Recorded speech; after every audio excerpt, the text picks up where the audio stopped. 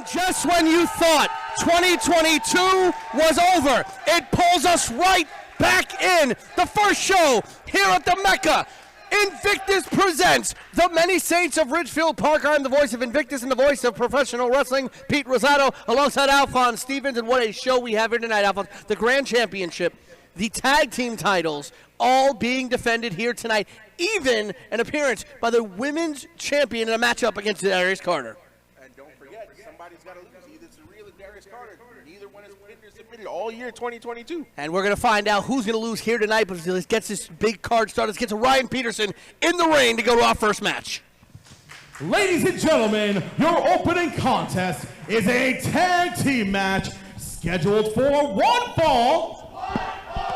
And it is for the Invictus Pro Wrestling Tag Team Championship.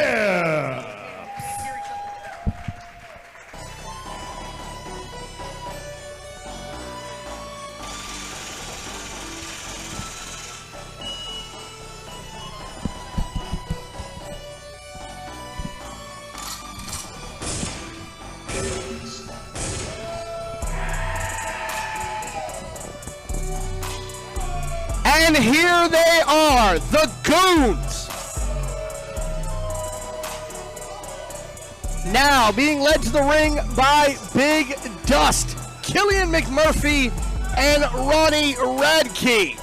The Goons looking to be the first team to dethrone Fight or Die, the new tag team championship. What a short run it could be for Fight or Die if they lose here tonight in their first defense of their tag team championships. Well, they would make history. They've already made history once. They were the first team to ever dethrone Milk Chocolate. And now in their first title defense, should they lose, that's a double whammy.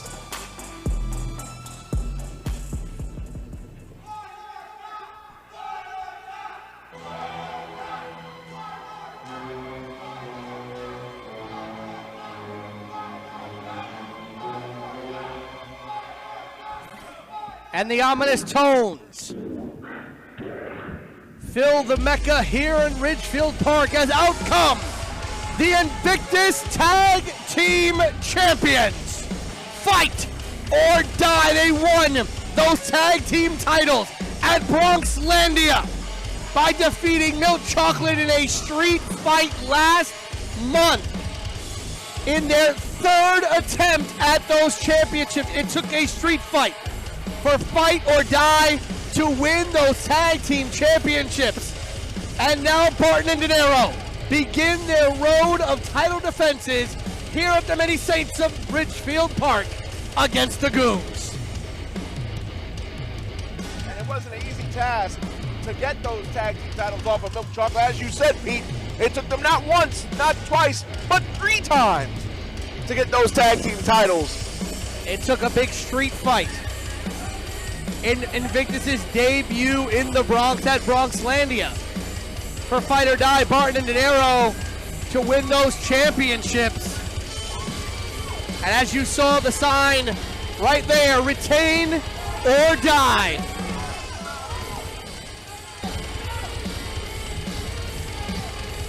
These two young men, not only the Invictus Tag Team Champions, they hold tag team gold in multiple companies here in the New York, New Jersey area and looking for more. I spoke to Chris Barton earlier today, and he told me that him and Dominic De Niro have been sitting down and talking about all the different places they can go, all the different places they desire to go to capture tag team gold.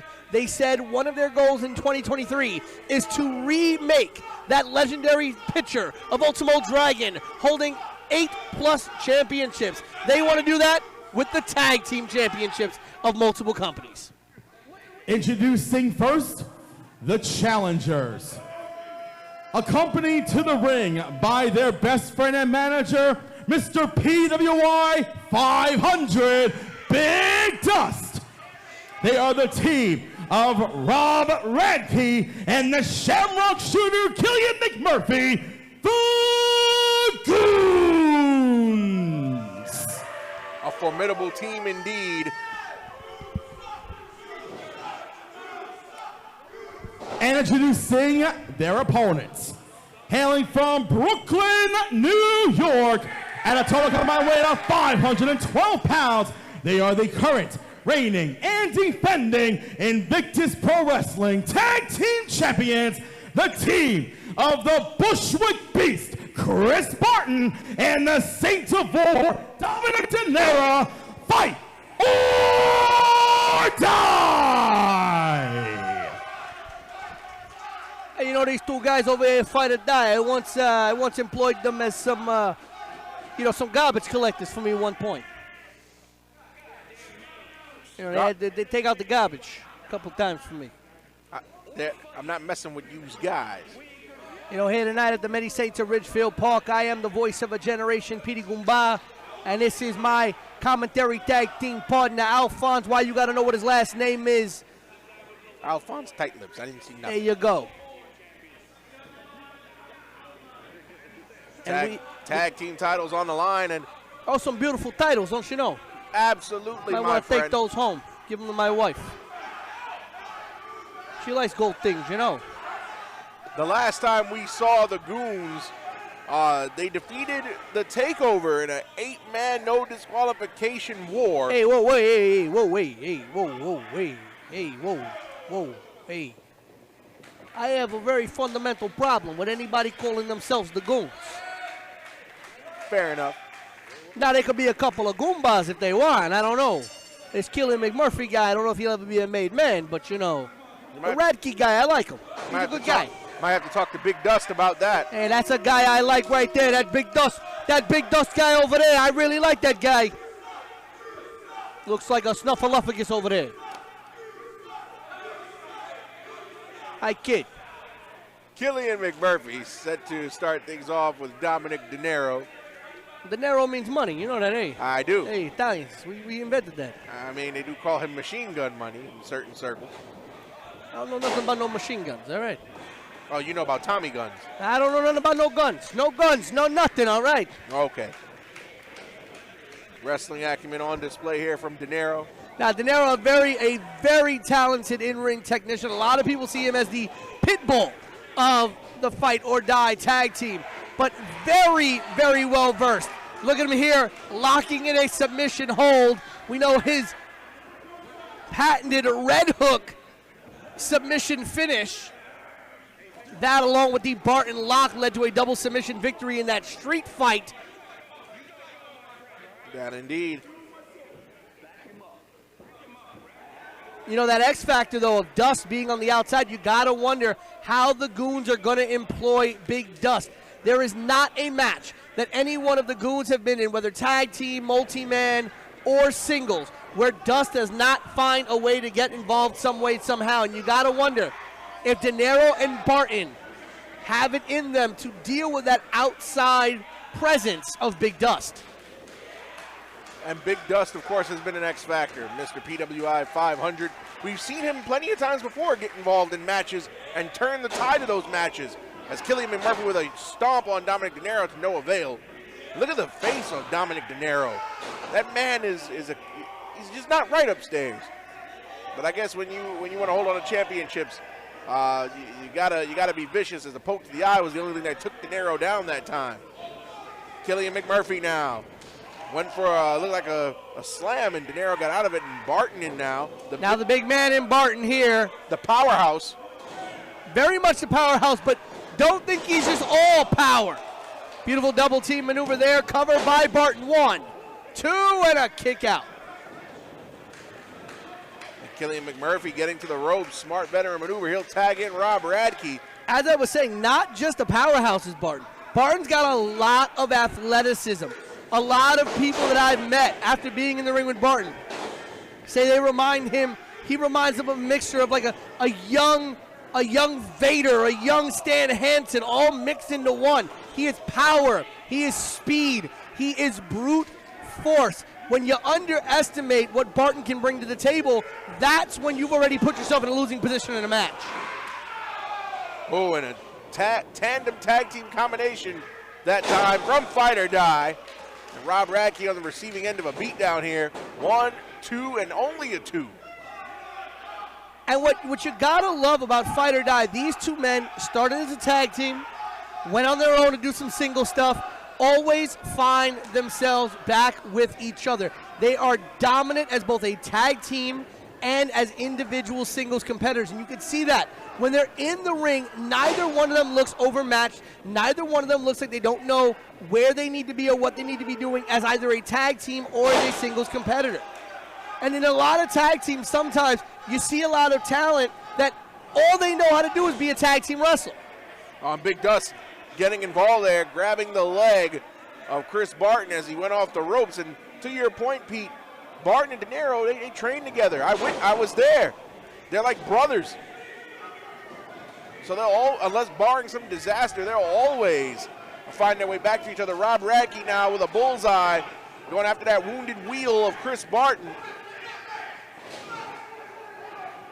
You know, I don't care who you are, what your style in the ring is, going after the legs are always going to be a smart move. You take out the wheels, you take out the mobility of a wrestler. They can't move, they can't fight. They can't fight, they can't win. That is correct. And we've seen what knee injuries, ligament injuries in that area have done to many a men and women in the past. Some of those injuries have been catastrophic. Yes. And Killian McMurphy, the technical master that he is, focusing on that leg now. Listen, they don't call him the Shamrock Shooter for nothing. And say what you want about Killian McMurphy and his antics and all that. Killian McMurphy had one of the best 2022s in professional wrestling. Yes, he has his fun. Yes, him and Dust go around and do what they do. But Killian McMurphy is a very serious threat in that ring. Radke as well. Radke, the powerhouse of that team for the Goons. Wonder if he's a Tennessee Titans fan. What do you think, Pete? The colors definitely may lend themselves to that. Radke, once again, keeping the assault on that injured leg, trying to do even more damage to that injured wheel of Barton. And there's a tag. Frequent tags between Radke and McMurphy here early on. Working on both legs and both knees. Well, when one knee's already messed up, cover here by McMurphy, 2 count only. When one leg's already messed up, you have to put more pressure and more impact on the other. You have to compensate somehow. So now, with more pressure and more torque being applied to that other knee, you put yourself in a much more dangerous position, actually, because targeting the good knee now gives you an extra advantage on offense. Very correct.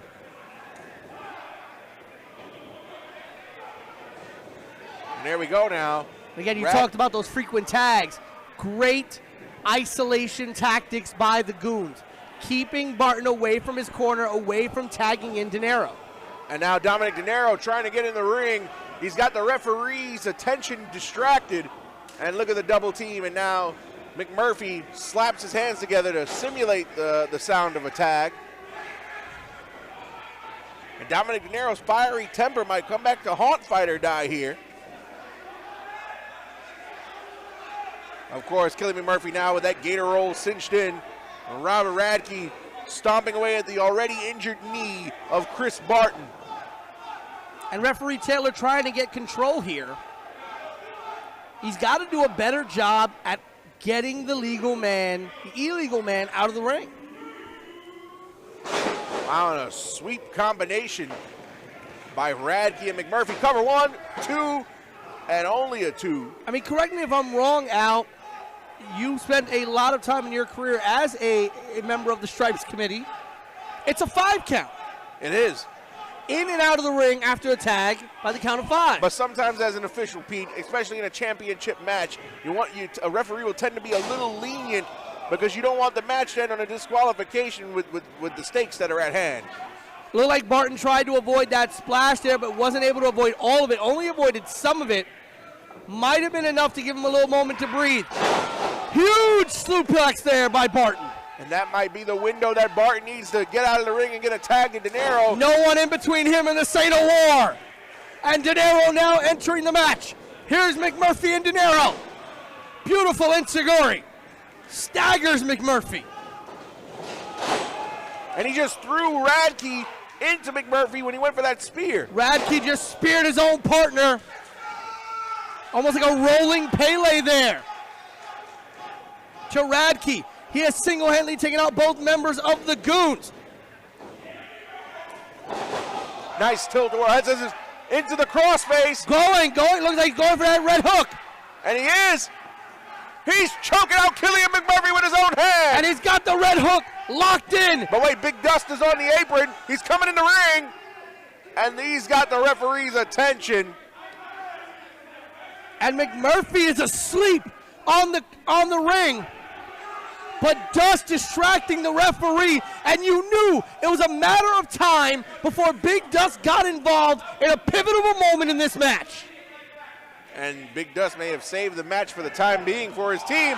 And Dominic Gennaro just took out Big Dust with a suicide dive. Listen, you want to be part of the match? Here you go, big boy. Big Dust equals big landing pad. As we see here on our replay brought to you by the folks at Go Pro Wrestling. Huge suicide dive in the front row. Well, listen, again, you want to insert yourself into the match, you want to make yourself part of the match, this is what comes with the territory. You got to take the hits that come with it. Dust many times gets involved and walks away from any punishment. Not tonight. But look at the distraction Dust caused. Big enough for Killian McMurphy to get an upper hand, albeit momentarily, as we see the 2 count broken up by Chris Martin. Well, as you said, the anger of Gennaro has gotten him in trouble many a time. And right there, focusing on Dust, taking out Dust, allowed McMurphy to be able to shake off the effects of that red hook and take advantage of it. Whoa! The strength of Barton set McMurphy not only over the top rope, but out to the floor viciously. And now Barton, huge lariat. Shades of Stan Hansen right there with that lariat on Radke. It's maneuvers like that that make them the tag team champions that these fans love. There's no arguing there. Killian McMurphy trying to lock on what seems to be a sleeper hold on to Chris Barton. Hard to wrap your hands around a frame that massive, Al. I agree. Oh! Shotgun single leg drop kick by Barton takes McMurphy out. McMurphy might be dreaming of the Emerald Isles right now. That's how hard he got hit. He might need the Blarney Stone to come back in this matchup. And what is Fight or Die setting up McMurphy for? Wheelbarrow Bulldog by both men. And now Gennaro with that red hook. That red hook locked in once again. And McMurphy is on Dream Street. His eyes are rolling into the back of his head. And referee Taylor calls for the ball. Ladies and gentlemen, here are your winners and still Invictus Pro Wrestling Tag Team Champions, Fight or Die! And the reign of Fight or Die extends into 2023 with a decisive victory over the Goons here. See that double bulldog there, that wheelbarrow bulldog, and then Gennaro right into that red hook. And look at the way that McMurphy's eyes were rolling into the back of his head, Alphonse. But when the oxygen's cut off, that's it.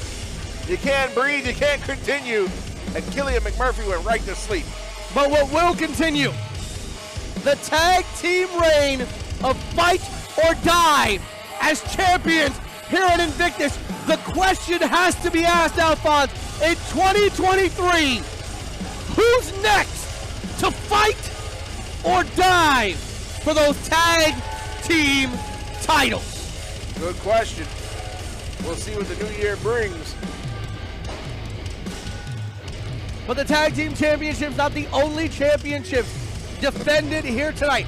Later on tonight, we will see the first defense of the Invictus Grand Championship when Ken Broadway takes on none other than international star Adam Brooks.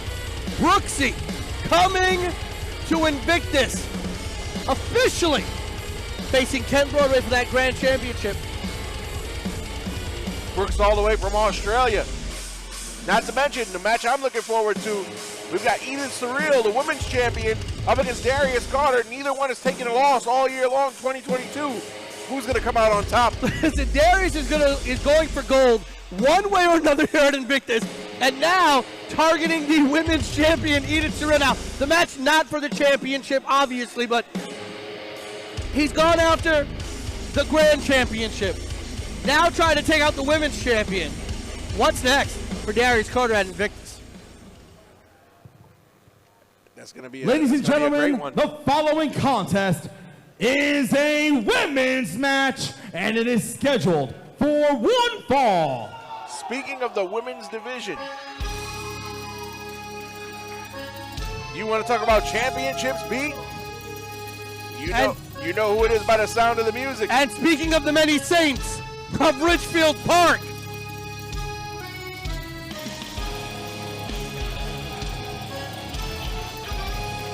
Introducing first, representing all of New Jersey, this is the vivacious, vicious Vicky.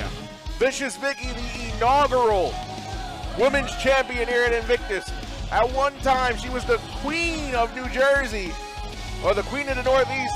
She had what, about 7 or 8 titles at one time? about that, yeah.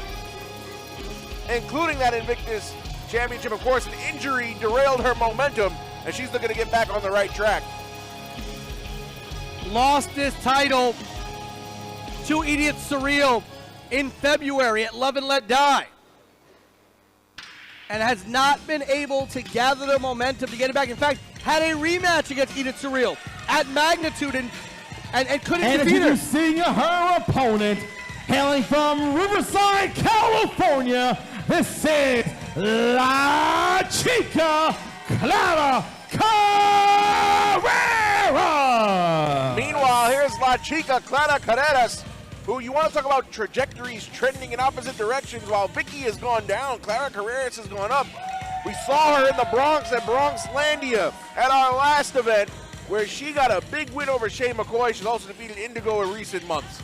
Defeated Indigo at United We Fight 2, our crossover event with Test of Strength Wrestling here at Ridgefield Park. And as you said, made her proper Invictus debut at Bronxlandia last month when she faced Shay McCoy. A lot of wins here so far at Invictus, 2-0. And not to mention, she's been pretty dominant, pretty active at Wrestling Open, couple of other places, has been getting her name out there, and Clara trying to make a definitive statement here in the women's division at Invictus Pro Wrestling. We could be seeing Clara as the winner of this match very easily. Could be looking at almost like a fast pass situation to face Edith Surreal for the women's title. And you got to believe that Edith Surreal, even though she's preparing for a match with Darius Carter later on today, she's somewhere in the back watching this on a monitor. And you got to think Vicky, of everyone, wants nothing more than another shot at what she considers to be her championship. Oh, and a nice shot to the gut from Vicky, showing everyone why she's the vicious one. Another shot to the midsection. That loss to Edith Surreal definitively pushed Vicky to the back of the line, and she's looking to kind of take some advantage of that by defeating Clara here tonight. She defeats Clara with the way that Clara's been winning here at Invictus. You have to think it vaults Vicky up those rankings. Well, of course, whoever wins this match will probably be well in the title contention. Oh, wow, and Clara sidestepped Vicky that time. A little show of affection there by Clara. Snapmare takeover, Clara. Cartwheel. Oh, and a nice double drop kick. Extremely athletic is Clara Carreras. Only a 2 count, however. It's going to take more than that to put the vicious one down. Like I said, making a name for herself in Wrestling Open, the Monster Factory, Test of Strength, just a couple of the places that has seen Clara Carreras in action. And again, trying to make that mark here at Invictus. She's got a good start, 2-0 in Invictus action already. Looking to get a big third victory here against the vicious one. But a third victory may be hard to come by if you take a backbreaker like that at the hands of the vicious one. Only a 2 count, however. You gotta love Vicky's entrance when they say she represents all of New Jersey. A little bit of an homage, I guess, to one of her idols, the Bayonne badass Dan Moff, who represents all of New Jersey. And what an aptly named event for the Vicious One to get a win here tonight, the Many Saints of Ridgefield Park. No one more Italiano and bellissima than a Vicious Vicky. And she's a spicy meatball. And Vicious Vicky, of course, would love nothing more than to get another crack at the Women's Championship. Defended that championship for a year. For those of you unaware of the reign of Vicious Vicky, go on IWTV, catch up on that year-long reign as women's champion that Vicky had. It's well documented, the footage. Oh, wow. Beautiful suplex there by Vicky, but I'm surprised not going for a quick cover there. If I was Vicky, I'd be going for a cover right after maneuvers like that, trying to wear down Clara as much as possible. She's got to stay on Clara Carreras and not showboat. Vicky getting a little disrespectful. Very rare we see that from her. And only a 2 count that time. And as you said, she doesn't need to showboat. She needs to make sure that she is putting a definitive stamp on the punishment she wants to inflict on Clara Carreras. She wants another shot at that women's championship. She's got to earn it. And I heard that chop all the way here. Sharp like the corner of a Sicilian slice. Jesus Christmas. Irish whip now. Vicky charging in with Big an back elbow. Yep. Now a bulldog. Could that do it? 1, 2. And again, going right for that cover. That's what you need to see. It is widely documented and widely known. The more covers that you attempt, the more energy your opponent expends trying to kick out. And Clara, who is known for her fast-paced style and athleticism off the ropes, she loves to fly. If she's winded, if she's tired, she's not going to be able to climb those ropes. She's not going to be able to get her offense off. That's very true. Vicky charging in now. Eats a face full of turnbuckle pad. Clara in control now. Nice clothesline by Clara. And another one. Vicky on the wrong end of those clotheslines. A third clothesline by Clara, and she is firing up. La Chica with a big splash in the corner. Rolls out with a back splash. Corner to corner now. Cannonball! And tells Vicky, for good measure, where she can kiss. Cover by La Chica, and this could, thought that was legitimately going to be it there after that huge cannonball. Almost. 2.5 there. What's Clara going for? Looked like she was going for a code red, but well scouted by the Vicious One. Got out from under that. Vicky applying the pressure now. Looks like she's going for some sort of a camel clutch. A Steiner recliner. Putting a lot of pressure, sitting on the back. Look at that. She is sitting on the sciatic nerve of Clara Carreras. And has got it cinched in. Wrenched all the way back. Clara trying to reverse, trying to move around, get out of this pressure. But Vicky using her size to her advantage, her length, those long legs of the Vicious One, using them to wrap around Clara and keep her grounded. We have not seen the size advantage of Vicky really being played up in this matchup, but right now it's coming in handy. And Clara cannot reach that bottom rope. She cannot. Well, I think the referee called for a rope break. The foot momentarily hit the ropes. On Vicky with a kick to the midsection now. Setting her up. Nice sweeping DDT. Oh, my goodness. And that's got to be it here. Vicky may just have gotten her second shot. Kick out by Clara Carreras. Apparently not.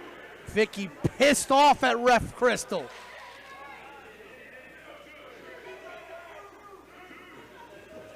absolutely aghast, telling ref Crystal that was a 3 count. Are you kidding me? And now stomping away at Clara. At the end of the day, the referee's decision is what's official. That is correct. Vicky hammering away now in the corner.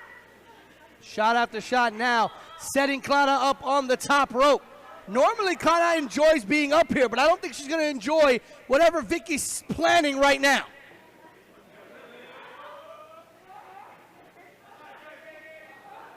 And what is Vicky going for? She would look like she was setting up maybe for a superplex off the top rope, but Clara pushing her off. And now Clara up top. The Chica Splash! And she got a lot of hang time on that one. Chica Splash, cover! And that's it! And Clara Carreras. Here's your winner, Clara Carrera. Many would consider that an upset, Pete. Not an upset at all. Clara Carreras, La Chica, with the Chica Splash. Look at this here. As you said, Al, the hang time by Clara Carreras. Shades of the legendary Eddie Guerrero. An idol to Clara Carreras. An inspiration. That huge Chica Splash with the 3 count. And a bigger victory you could not find for Clara Carreras. Wait, hold on. Inaugural Invictus Women's Champion. A little bit more respect than y'all been giving me lately, okay?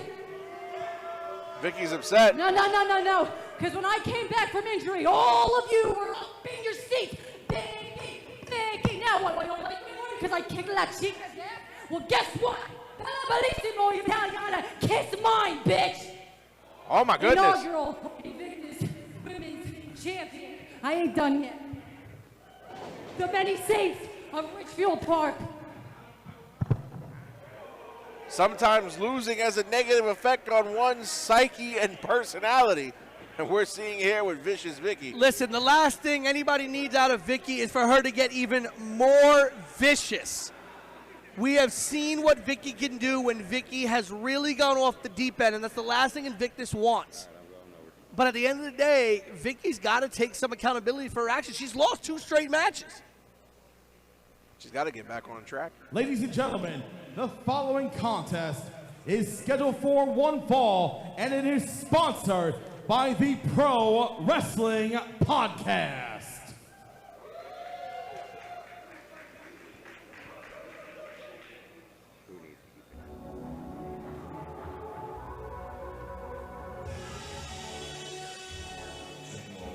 This is Nikolai.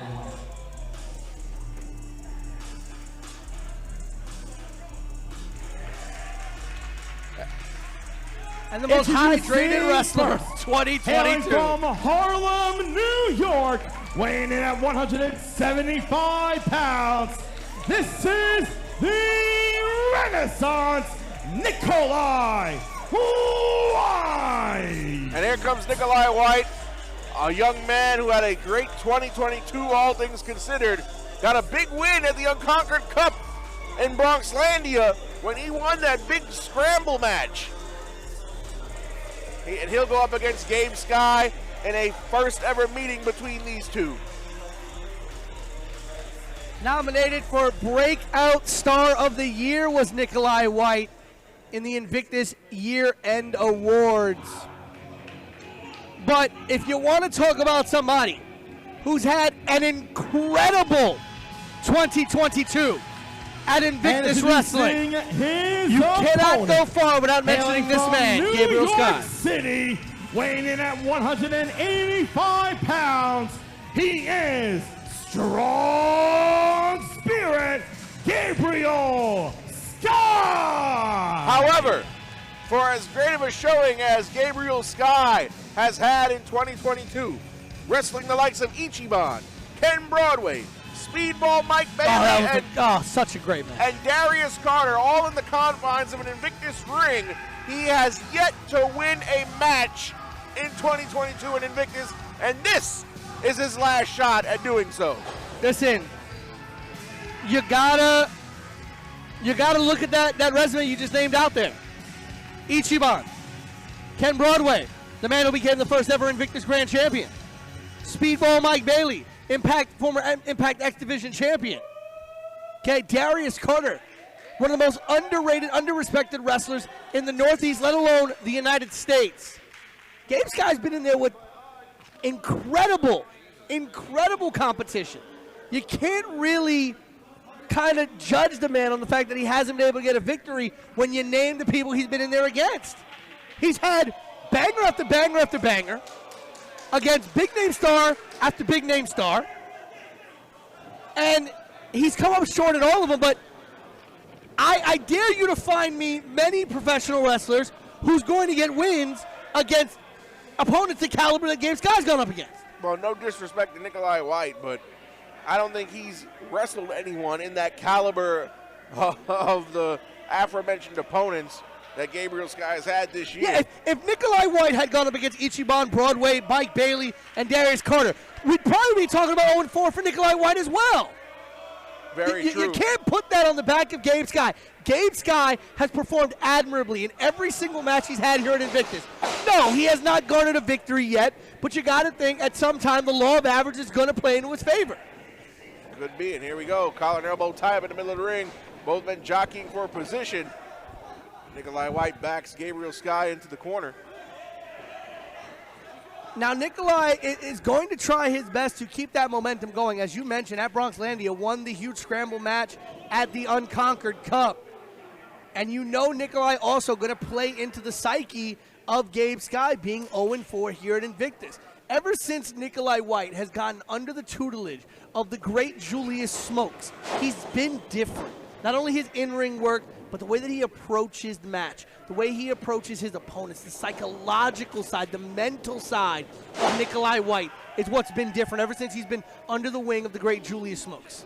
And not to mention outside of Invictus, Gabriel Sky has had many matches against some big names as well. ACH, Jordan Oliver, Juventud Guerrera. Gabriel Sky is wrestling a who's who, Davey Richards even. Right. You know, so Gabe's had a lot on his plate. 0-4, a couple of losses here and there. Listen, everybody loses. Can't win them all. You can't win them all. Unless you're the 73 Dolphins. Well, asterisk. And here we go, Nikolai White now, wrestling acumen on display. I've never seen Nikolai White wrestle that technical. No, but this is what being the Renaissance is all about. He can do it all. We're used to him being a little bit more of an athletic high flyer, a little bit more of a speed demon in the ring.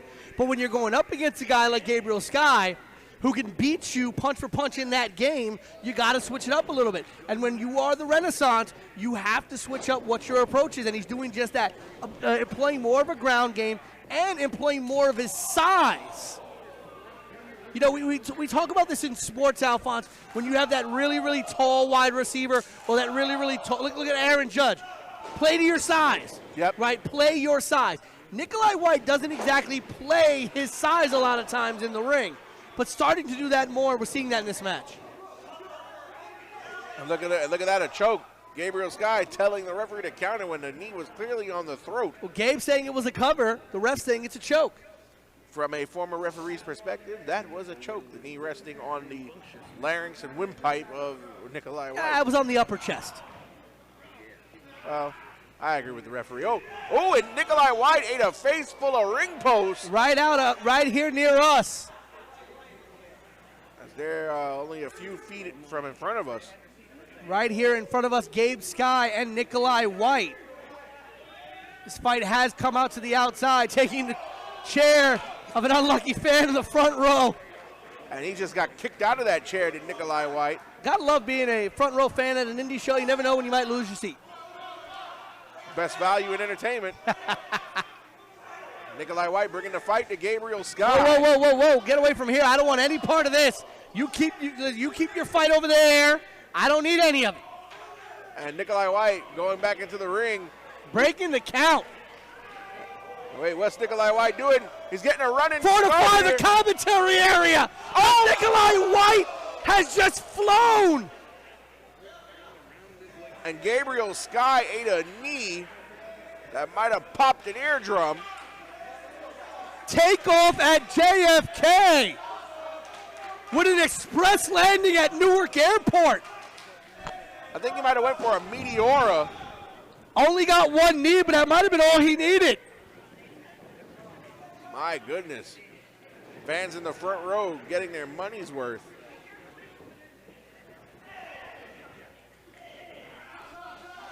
And again, now Nikolai White playing that size game up, using his long legs to employ a rib buster here almost.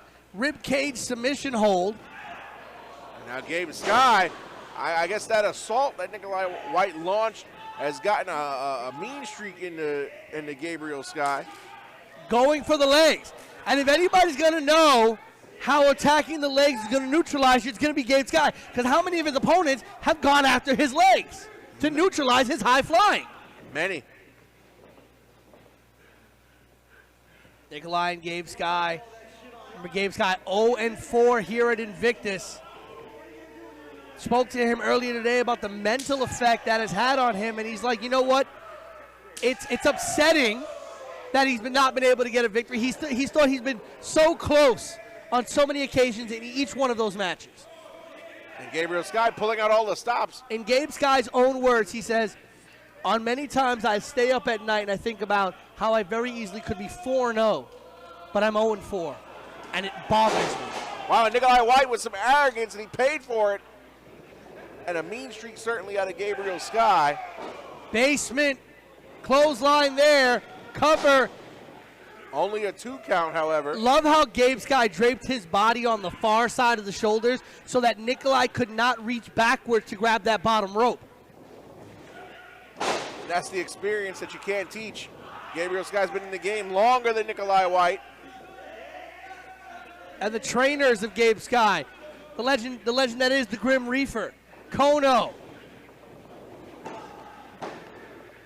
2 count only. Roll through there. Nikolai really going to have to figure out a new game plan because the legs, the arms being attacked by Gabe Sky. Of course, you want to talk about training. Santana of LAX, Proud and Powerful, whatever you want to call that team, has trained Nikolai White. Of course, Bronco International in the old BWF also had a hand in training. And again, Nikolai now White. under the tutelage of Julius Smokes and Ghost Shadow. Nikolai's going to fly. Oh, look at the hang time that Nikolai had. Bounced off that middle rope, and it's almost as if time itself stopped. Gravity evaporated for a moment. Nikolai White stood in that air. Look at this here on this replay, courtesy of GoPro Wrestling. Look at this here. Right there, it's like he just stopped for a moment in midair. And I don't know if you saw, but it looked like he appeared to trip over that top rope and still caught all of Gabriel Sky. Now firmly in control here. Nikolai White up top. Frog splash on the Gabe Sky. Cover by Nikolai White, and only a 2 count. I don't know, maybe the light's here, but it looks like Gabe Sky checking that nose. Looks like Nikolai's legs may have hit him in the face. And nothing messes up your equilibrium faster than a shot to the bridge of the nose. That is correct. And if anybody's going to need the equilibrium to execute the game plan they want, is going to be a man like Gabe Sky, known for bouncing around, hitting those ropes and high flying. Without his equilibrium, it's going to be hard for him to do any of that. Roll through here. Only a 2 count. Gabe with the big clothesline and back elbow follow. Gabriel Sky tapping into that inner rage. The frustrations of 0-4. Wait, he held on. Wait. Referee counted 3. I heard a bell ring. Ladies and gentlemen, here is your winner, Gabriel Sky. Well, it looks like the referee counted 3 here. Here we go after this bridge suplex. 1, 2. The referee kept counting. And Gabriel Sky calling for a mic. The referee kept counting. I think Gabe was trying to transition out of the pin. Hey. Thanks to this banner over here, the match has ended a little early, but since I'm Gabe effing Sky, I say, I don't want to win that way. I don't want to win that way. What I want sudden death. So Nikolai White, if you have any balls, get your ass back in this ring and let's finish 2022 the right way. Gabriel Sky saying he don't want to win that way.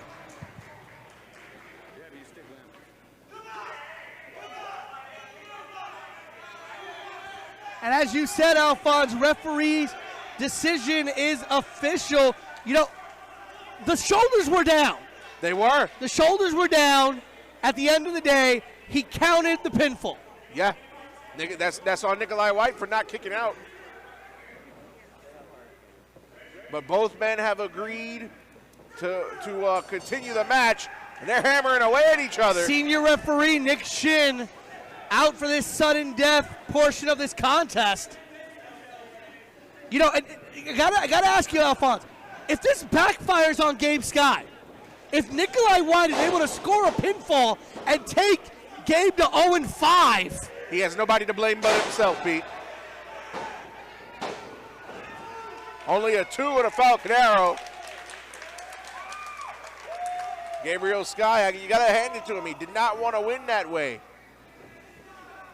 Yeah, but he's got to hope he wins now, because if he doesn't, it's going to backfire on him, like you said, and no one to blame but him. Oh, going for that skyfall, that double leg drop. Missed it. And Gabe Sky. Wow. Huge running powerbomb cover.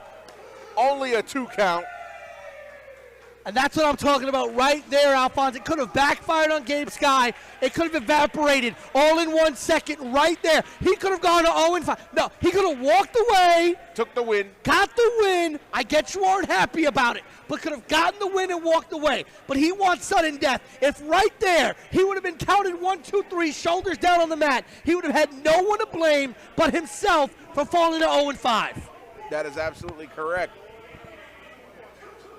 Listen, you and I both avid sports fans, okay? A win is a win is a win. You take it any way you can. By the skin of your teeth or by a blowout, a W is a W. Wait, Gabe Sky now. Sunset flip. Only a 2. Oh, what a kick! And another kick! Pinpoint precision out of Sky.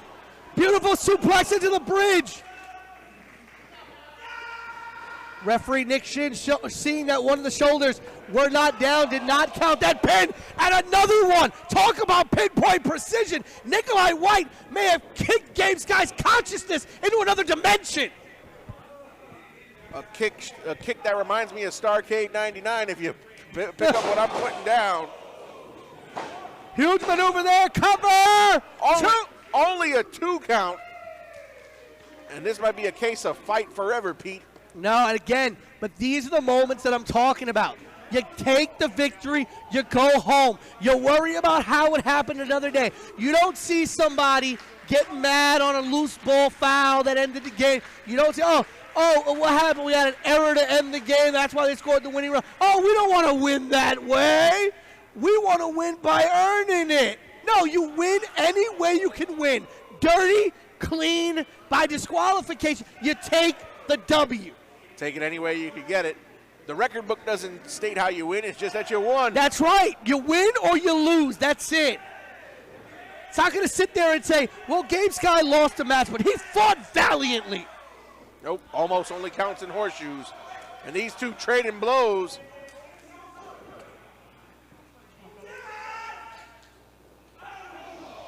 Oh, and a backhand elbow from Nikolai White. Nikolai now trying to use those long, limber limbs of his. Thought he was setting up for a suplex there. Once again, trying to wear down Gabe Sky. And now Gabe doing the same here. Those educated feet of Gabe Sky.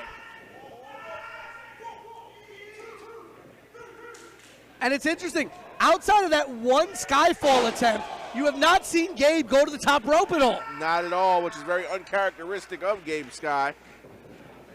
Here we go. Gaining up ahead of steam with a big knee right to the mush. And there we go. Here goes Gabe back up to the top after that big knee. Taking to the Go air for that again. Skyfall again. This time, Skyfall connects. 2 shots straight to the chest. And that one will do it. Ladies and gentlemen, here is your winner, Gabriel Sky! And Gabe Sky, that running knee with a full head of steam. And then up top for that second attempt at a Skyfall. And this time, 2 shots, point blank, straight in the chest. Takes down Nikolai White. Gabe Sky with the big win. Finally in the W column here at Invictus. And hopefully that momentum could carry Gabriel Sky into a much more prosperous 2023, Pete.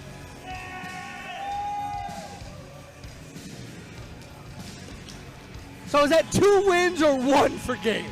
We'll give him 2.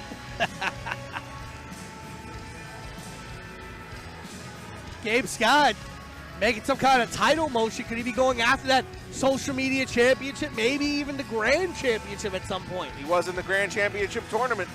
Great showing, ultimately to a loss, though, to Darius Carter, who we will see later on tonight in a one-on-one match of epic proportions. The Invictus Women's Champion, Edith Surreal, in a non-title match against the Allfather, the King of the Territories, the 2022 ECW8 Super 8 winner, Mr. Darius Carter. Why this match so big? Well, in 2022, neither one of those competitors took a pinfall loss. Or submission. Or submission.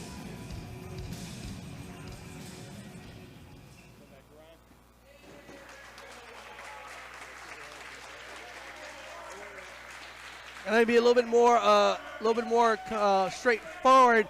Neither one of them have lost here at Invictus, I should say. Yep.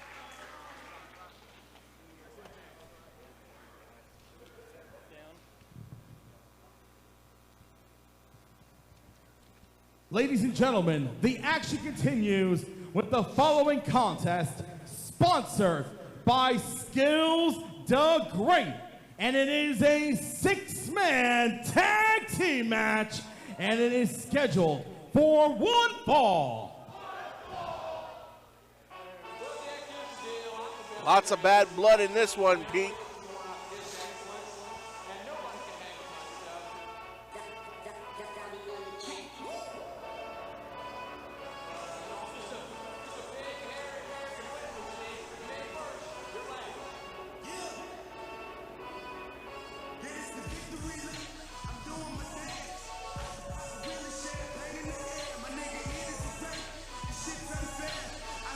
Milk Chocolate Introducing XXL. first, they are the team of Pretty Boy Smooth and the most succulent team I'm not in saying that. professional wrestling. Randy Summers and Brandon Watts, Milk Chocolate, together they are Milk Chocolate Double XL. And you want to talk about why double XL? It's because of that man right there. 6'9", 270 pounds, Pretty Boy Smooth. Adding a whole new dimension to Milk Chocolate. And some people ask, well, what's going on? Why are they wrestling the takeover in a 6-man? I'll tell you why. When Milk Chocolate were the tag team champions, they defended against the Faceless Ones. Of course, anywhere that Milk Chocolate goes, Pretty Boy Smooth is the backup. He got involved. On the Faceless Ones representing TakeOver, wherever they are, PJ Savage, not too far behind, he got involved. Right. And at United We Fight 2, our second crossover event with Test of Strength Wrestling, this time here in Ridgefield Park, it was Pretty Boy Smooth versus PJ Savage one-on-one in a match that both of us were incredibly happy to see happen. And What happened? No contest. Sorry, PJ Savage with the big victory after interference from both Milk Chocolate and the Faceless One. They are the team of the greatest show on earth, Jocko, the Milk Hunter, the Pharaoh Face, and for He Is Savage, PJ Savage. Tonight, they are sponsored by the Botch Spots and Chair Shots. They are the TakeOver! Well, Jay Bougie might have something to say about that, because the last time we saw this group together, it was not 3, it was 4. Jay Bougie, PJ Savage, Face, and Jacko. And Bougie said that he was TakeOver. It was all him. And so you gotta wonder what the mindset of these 3 men are, especially whether or not Savage and Jacko trust Face, who has been seen with Jay Bougie on multiple occasions. I mean, can you be with Bougie and TakeOver? Does he have to choose one? Well, I don't know if you remember, Pete, when Jay Bougie gave his long-winded speech before he walked out of Invictus that night and said, "Face, you're cool." Proceeded to run down Jacko and PJ. So it remains to be seen what path the TakeOver go on as a collective with these 3. Lots of bad blood in this one. I don't know. If I was PJ Savage and Jacko, I don't know if I'd trust Face. You know, how are you going to also be aligned with us, but at the same time be aligned with the man who turned his back on us? It's a little fishy if you ask me, Alphonse. Well, that's their brother, and they still trust him.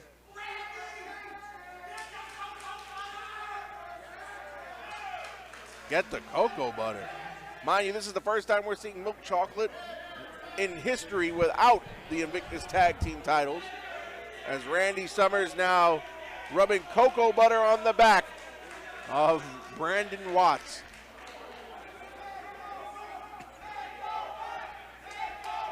You can join the conversation on Twitter, #ManySaints, to see what everybody's talking about, what the world has been talking about.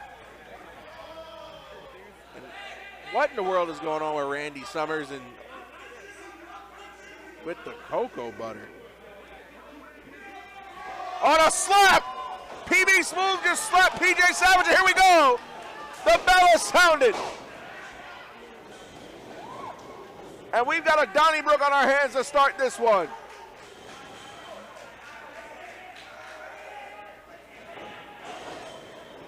TakeOver taking their turns with Pretty Boy Smooth. Out of the ring goes Face. PJ Savage met Pretty Boy Smooth with a stiff kick. Jacko and PJ Savage left in the ring standing tall here.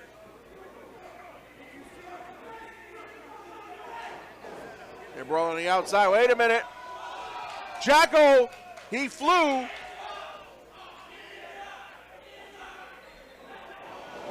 It's a bunch of chaos. Oh, it's PJ Savage. Flew right on the Pretty Boy Smooth with his own suicide dive. Senior official Nick Shin has got to get this one under control. Brandon Watts now going to the top. He looks like he may want to fly. Brandon Watts with a senton and the hang time. Wiped out the entire TakeOver. And that whole front row getting their money's worth. And Milk Chocolate Double XL in control now. You know, I'm not surprised that this match has ended up on the outside. There's rarely a TakeOver match where all of them are involved where they don't end up on the outside. That's very true. And now Jacko going to that top rope, cut off by Randy Summers. And here we go now. And these two, Jacko and Randy Summers, battling for position. He just threw Jacko onto the field, and Randy Summers now. Randy Summers with a huge double stomp off the top rope, taking out all 5 of the other competitors, including his own partners. And this looks like the scene of a bad car wreck on the Jersey Turnpike. And so we don't need traffic to be any worse than what it was on the way in. Or like at the front entrance of a Miller's Ale House on a Friday night, 2 minutes before closing. And the bell has finally rung for the official start of this match. A lot of damage has been done before the bell sounded. Well, listen, when Savage and Pretty Boy Smooth went one-on-one, we said it's going to be a matter of who can deal out the most punishment. And when you have these 2 men involved in this match now, it has to be the same thing. You know you have to deal out punishment. And Face, you know, just loves it. Face, the more pain he feels, it's almost like the more dangerous he becomes. We've seen Face in the past come out here to the ring with glass bottles taped to his fists. And he's still got ring rope taped around his hands. Face is a crazy, unorthodox individual. Oh! Pretty Boy Smooth just planted PJ Savage. When you're 6'9", 270, you do whatever you want. And he just put down PJ Savage. The only other man that I have seen manhandle PJ Savage like that was Shane Taylor. Absolutely, what we see on the replay, and PJ Savage is already a big boy. Effortless. Look at that. Effortless. Didn't break a sweat. Gravity was PJ Savage's worst enemy on that exchange. Cover, Brandon Watts now. And the big question, you know, Milk Chocolate, they were Invictus Tag Team Champions for 259 days, Pete. One only wondered how they would act, how they would react once they no longer had those titles. And they seem as cocky as ever. Well, listen, when you got a 6'9", 270-pound equalizer in your back pocket and Pretty Boy Smooth, I'd be cocky as hell too. But you got to think Milk Chocolate has to be on a road to trying to regain those tag team championships. 259 days as the Invictus Tag Team Champions. Went through a host of teams. Cover here by Brandon Watts. Milk Chocolate is not used to losing. They do a lot of winning. So losing to them is only going to make them a lot more vicious and a lot more focused on the goal. I think as tag team champions, they got a little complacent. Well, you know what they say. You don't know what defeat feels like until you've lost. But you also got to wonder what TakeOver is trying to do post Jay Bougie. Trying to reestablish themselves as a dominant faction here at Invictus Pro Wrestling without Jay Bougie. Remember, it was TakeOver with Jay Bougie that hosted the huge TakeOver versus STP special event here with Invictus.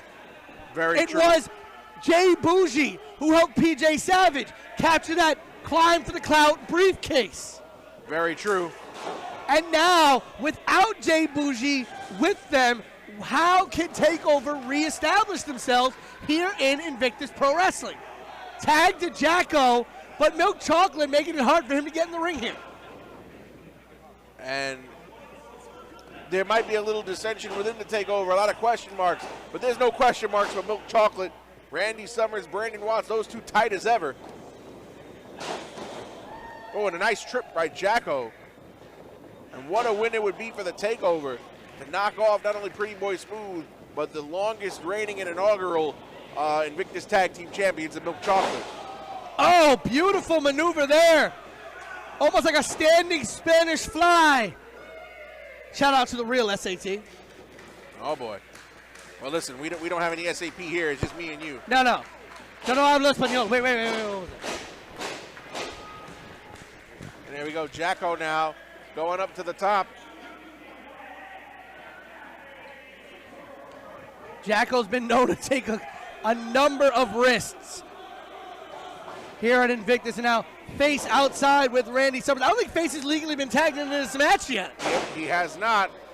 And again, here is that 6'9" equalizer. Listen, what do they say about height? That is the one thing you cannot teach. No, sir.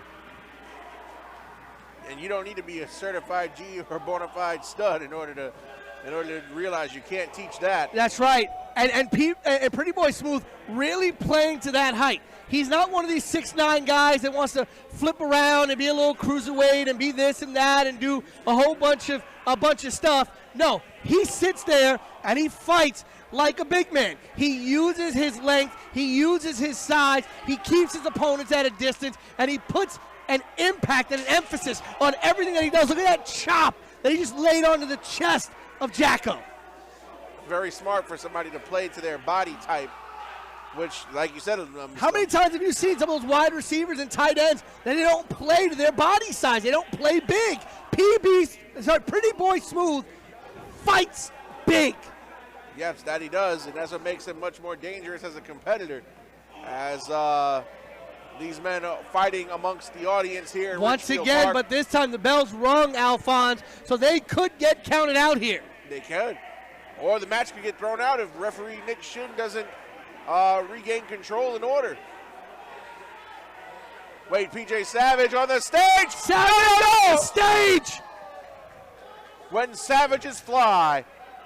We have seen this before. PJ Savage flying off that stage during that unsanctioned match here in Invictus between the Goons and TakeOver. Is Face bleeding? Of course Face is bleeding. Face is always bleeding. As we see once again the PJ Savage dive. Back to live action now, finally getting back in the ring. That's what I call a trip to the Savage Lands. Jacko now stalking his prey, and Brandon Watts yelling, "Come on, Watts." Now, see, I think this is a bad play by Jacko here. You go on the offensive. You don't tell Watts to bring it to you. You don't play the stalker game here. You go right after him. He should have done that right when he got in the ring. Now Brandon Watts, looks like the tides have turned. Brandon Watts, oh, and he met with a knee. The athleticism of Watts, double jump, but got caught, like you said, with that huge knee. But now here comes Randy Summers. And the numbers game caught up to Jacko, and a tag team tandem combination of strikes from Milk Chocolate took out Jacko. That's the experience of Milk Chocolate as a tag team. Coming into play, multi-time NYWC Tag Team Champions, multi-time 5-Borough Wrestling Tag Team Champions, trying to become one day multi-time Invictus Tag Team Champions. You said it, Pete. Face clearing house, however. But again, Pretty Boy Smooth coming in. And look, that's a long way up. Over 7 feet in the air. And Face chopped him down. That was a smart thing to do. Listen, not a lot of people don't exactly praise the mental acumen of Face. But as you said, one of the smartest things Face could do, go after the knees of the big man. I don't know if you saw PJ tagged himself in and Face looked surprised. Again, you know, there's a lot of tensions within TakeOver right now. Oh! Wait a minute, he just kneed Face. And PJ Savage doesn't even look remorseful. And that momentary distraction, PJ, I guess, trying to soak it in what just happened. Pretty Boy Smooth got out of the way at the right moment. I think we're witnessing the fall of the TakeOver. Because it ain't over till it's over. And I've seen Face kick out of worse situations. Double shoulder breaker there. Yeah, but have those worst situations been at the hands of a 6'9" behemoth? We're going to find out right now. Oh, the Players Club VIP entrance to the Players Club right there. And it's all academic. Milk Chocolate Ladies and Double XL is gentlemen, going to go here home the are winners. your winners, Milk Chocolate Double XL. And a VIP entrance to the Players Club was given out to Face here at the hands of Pretty Boy Smooth. Face found his name on the list, and that's not a list you want to be on here. And look how high, out of the sky, out of the heavens almost, did Pretty Boy Smooth plant face from. Almost 7'2", 7'3" in the air. But Milk Chocolate, Double XL, get a big victory here against the TakeOver. And you gotta wonder what this does in the tag team rankings for Milk Chocolate as they look to once again regain a shot at their Invictus Tag Team Championships. Now wait a minute. Face and PJ Savage butting heads now. And Jacko is getting in the middle of them. Jacko trying to regain some semblance of normalcy, some sense of togetherness for the TakeOver. They've already lost Jay Bougie. And he's Face leaving here through the backstage entrance. Jacko and Savage left in the ring alone. Turn that shit off. Wait a minute. Oh, what a shitty way to end the year, huh? Hey, look. TakeOver's been cracking for a long time. This ain't the end of TakeOver. But for now, Jacko can worry about being the greatest showman. Face can bleed all over the crowd. And it's time for Savage to step on the center stage by himself where he belongs and come for every piece of gold there is. Because you see, not only am I your wrestler of the year, I will be Invictus Pro Wrestling greatest wrestler that ever stepped foot in this damn ring. And Big Ben, it starts with your big ass. That's the social media championship, Ben Bishop. You see, Big Ben, I'm not a bitch. I'm not gonna come at you after you lose the match. I'm gonna call my shot. But if I call my shot, it's on my terms. Hey, Ken Broadway, I got my eyes on you too. Grand champion Ken Broadway. Some big Now words. you can hit that damn music. And again, he said call his shot. He has an opportunity that no one else has. He still holds, don't forget this, he still holds that Climb for the Clout briefcase. And now, with the Grand Championship in rotation, is he gonna go and call his shot for the social media title against Big Ben Bishop? Or is he gonna call his shot against Ken Broadway for that Grand Championship? Either one. PJ Savage has what no one else has, the golden ticket. So PJ Savage has just made it clear he's focusing on himself. TakeOver, they're all going their own separate ways for now. This is still a dangerous tag team and singles competitor, ladies and gentlemen. We're going to go to our intermission. We're going to come back later on. A grand championship on the line. Ken Broadway versus Adam Brooks, as well as Edith Surreal versus Darius Carter. Don't go anywhere. We'll be back after a short break. Two-man Anthony Gamble, Jay Bougie to kick off the second half of the Many Saints of Ridgefield Park.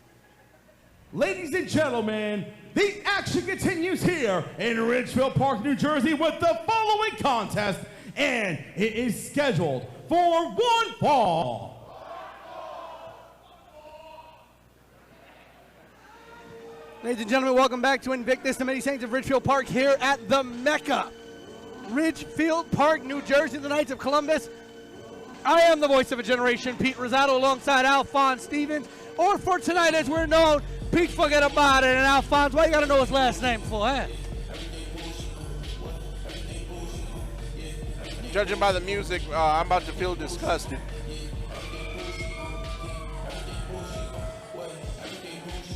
Well, Introducing first, accompanied to the ring by Shayla, born in the city of money and violence, hailing from Kingsbridge, Bronx, New York, weighing in at none of your damn business. He is really real in real life. He is the King of New York. And he is Mr. PWI 485, Jay Bougie. And the lovely Shayla. I think you should use the term lovely when it comes to Shayla very loosely, Pete. I want to wish Shayla a very happy belated birthday. Actually, her birthday just passed this past week. But Jay Bougie, you know, I like that he's from the Bronx. That's the only thing you like about him. I mean, he has some really cool Twitter spaces. Doesn't impress me.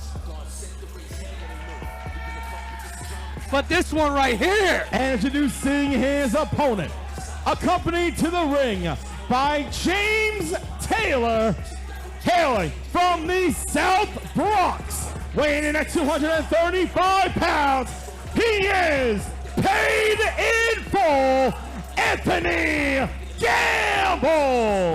Anthony Gamble, who was an entrant in the Unconquered Cup tournament for the Grand Championship, and unfortunately lost that spot at the hands of this man, Jay Bougie. Jay Bougie, of course, who called Invictus a turd company. Walked out of Invictus prior to that. Said he wanted nothing to do with Invictus. Even put a middle finger in the face of Alex Aceta, the owner of Invictus. And said, F you, and walked out. But then at the Unconquered Cup, he comes in and tries to be a part of the tournament for the Grand Championship, taking out Anthony Gamble, who had wrestled a match earlier that day to earn a spot in the tournament, and snuck him from behind. Anthony Gamble paid in full, a captain at the Fallout Shelter here in New York City. And what an end to 2022 it has been for Anthony Gamble. Made his debut at ETU Wrestling. Finally getting shots, earning shots at all these different companies, and now getting in the ring, and not for the first time, with Jay Bougie. And as you notice, Anthony Gamble has brought his fellow Battle Club brethren, James Taylor, here to keep things even, because you know wherever Jay Bougie goes, Shayla's going to run an interference. The man known as the Golden Soul, also a product of the Fallout Shelter, as you mentioned. Oh, Bougie going for that stomp. Bougie going to fly right into the front row. And that front row has been seeing action all night long. Jay Bougie head first into the front row. Momentum. He overshot a little bit. That he did. He overshot like Eli Manning did to David Tyree, but unlike Tyree, unable to finish. What a flourish. Finished by running into that front row, and Gamble gonna take quick advantage of this. Referee, no control of this one. They're on the outside here. Ooh, and as I stated, these two not strangers to each other at all. In fact, Gamble and Bougie first tangled in a style battle scramble match at We Are Wrestling, a 5-way style battle scramble in which Anthony Gamble and Jay Bougie first had a little bit of friction. Then here at Invictus, then again at We Are Wrestling, a little bit more friction between these two. It seems like every time Gamble starts getting a little bit of a head of steam, starts getting ahead somewhere, Jay Bougie somehow ends up in his path. That's very true. They run into each other a lot, as they're a few feet away from us here. Spoke to Anthony Gamble about it earlier, and he's like, you know what, man?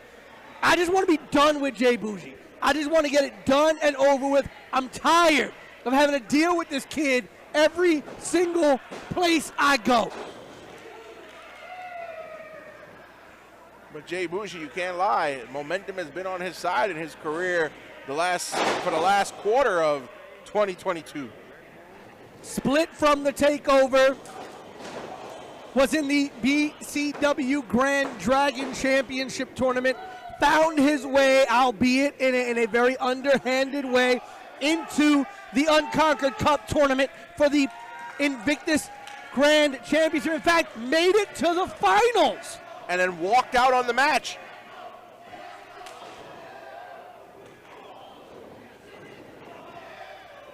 And as you hear the chants for Gamble here in Ridgefield Park, many of his Fallout Shelter brethren. Oh!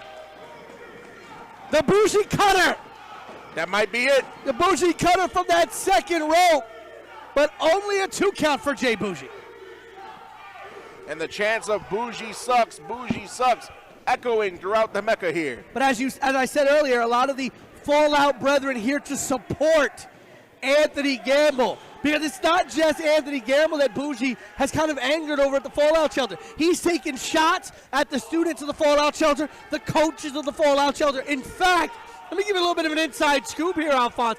Backstage at a We Are Wrestling event, Jay Bougie and one of the head coaches of the Fallout Shelter, Mike Law, got into a shouting match. Mike Law, a 20-year veteran. Well, Jay Bougie doesn't care how long you've been in the business. If he feels he's right, he feels he's right. Bougie, his ego is one thing that will never be deflated. Now you could land a house from Kansas on him, and he'd find a way to survive. That he would. Drop kick to Gamble. And yet, listen, you may not like him. I certainly don't. Invictus certainly doesn't. Invictus wants nothing to do with Jay Bougie. That's very true. But he's got his lawyers on the case, and he's gotten apparently there's some contractual obligation for Invictus Pro Wrestling to continue to utilize Jay Bougie. Well, I wasn't aware of that. But Jay Bougie, now in the face of Nick G. Another co-owner of Invictus. You know, and Bougie's got to remember, right now his opponent is Anthony Gamble. It isn't Invictus management. Nope. But it is clear that nobody in the offices of Invictus care for Jay Bougie at all. None of them at all. I never thought I'd see the day I was more well-liked than Jay Bougie. Oh, what a chop. Listen, you keep this up, you might have a story to tell. I see what you did there. And now, right into those chairs in the front row. Front row at second. Listen, I'm glad we're not doing commentary back there anymore. Yeah, I'm glad we're over here. Anthony Gamble just picking apart Jay Bougie. Let's see this replay brought to us by our friends at Go Pro Wrestling. Wiped out 2 rows of chairs, as you see right there. And you hear the chants that we cannot repeat here. Oh, you can hear it loud and clear from the fans here at the Mecca. Here in Ridgefield Park, New Jersey, part of this wonderful weekend of wrestling to end the year right. The opening show for the weekend. That's right, setting it off in style. Anthony Gamble swinging a miss. And a Pele kick from Jay Bougie. Staggered the big man. Vintage Jay Bougie offense right there. We've seen that Bougie cutter. We've seen that Pele kick. And now setting up for that big stomp. But again, twice he's gone to that well. Twice he's been unsuccessful. Gamble now. Vicious suplex. And that's one thing Bougie's not going to be able to defeat. The power game that Anthony Gamble's got. I indeed agree. Here we go, full Nelson slam. Oh, he went for a full Nelson into a neck breaker, but he couldn't get him. I think he went into a full Nelson cutter almost, wanted to launch him. Bougie able to slip out, almost like got Vaseline on his neck. That's an old Bronx tactic in a fight. That is. Put some Vaseline on your neck and on your wrists and you slip out of everything. You would know better than me, my friend. Hey, listen. There it is. Got that cutter. That reverse cutter there, that neck breaker. And now Shayla up on the apron. And here you go. James Taylor right there, though. How is this one going to end? Well, Shayla's getting down. Oh, the low blow! A low blow! Like everything else in his life, Bougie went low. Bougie obviously did not listen to Michelle Obama. When they said we go low, they go low, we go high. When they go low, Bougie goes even lower. And there's the patented stomp. That curb stomp. Gamble out in the middle of the ring. And what? Here is your winner, Jay Bougie. What an arrogant cover there. You can even call that a cover by Jay Bougie. Jay Bougie has never seen a shortcut that he didn't want to take. And look, as we see the replay, the stomp, and not a single person who has ever suffered a beating at the hands of that stomp has ever kicked out of it, you know. And you see that middle finger that he threw up off camera and where he dumped Gamble to. That was directed at every member of the Fallout shelter that is over there. All of Gamble's training mates from the Fallout shelter there on that side of the ring. Bougie throwing up a middle finger at him. Bougie dumping Gamble out, saying, here's your captain. Well, I don't like Jay Bougie, but, you know, I guess he wants to send Gamble back to where he came from. And I'm not talking about the Bronx. At the end of the day right now, Bougie with a victory here at the Many Saints of Ridgefield Park. And you got to wonder what Bougie's end goal is now that he's on his own. Is Bougie going to go after that social media championship? Maybe go after Ken Broadway in the grand championship? The sky's the limit for Jay Bougie, I hate to say. Well, ladies and gentlemen, if you were following social media for Invictus Pro Wrestling, you know that Big Game Leroy was preparing for a one-on-one match against MCM Mucho Chris Mojo, as I call him, Mucho Chris Pendejo. But unfortunately, MCM, due to a medical issue, unable to compete tonight. So Big Game Leroy will, in fact, be facing a man that he's very familiar with from his training days, the buttery superhero, Montequilla. Let's go to Ryan Peterson for the ring entrances. Ladies and gentlemen, the following contest is scheduled for one fall.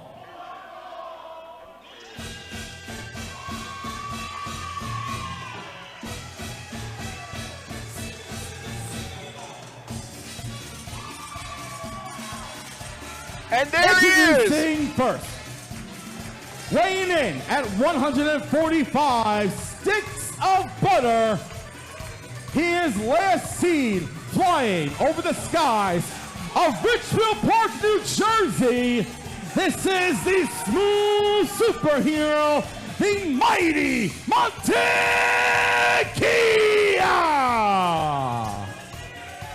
The smoothest superhero in the game. Have you ever seen what 145 sticks of butter looks like together? Yeah, it looks like cardiac arrest. I've had 445 sticks of butter at my grandmother's Thanksgiving celebration when we go to the dessert table.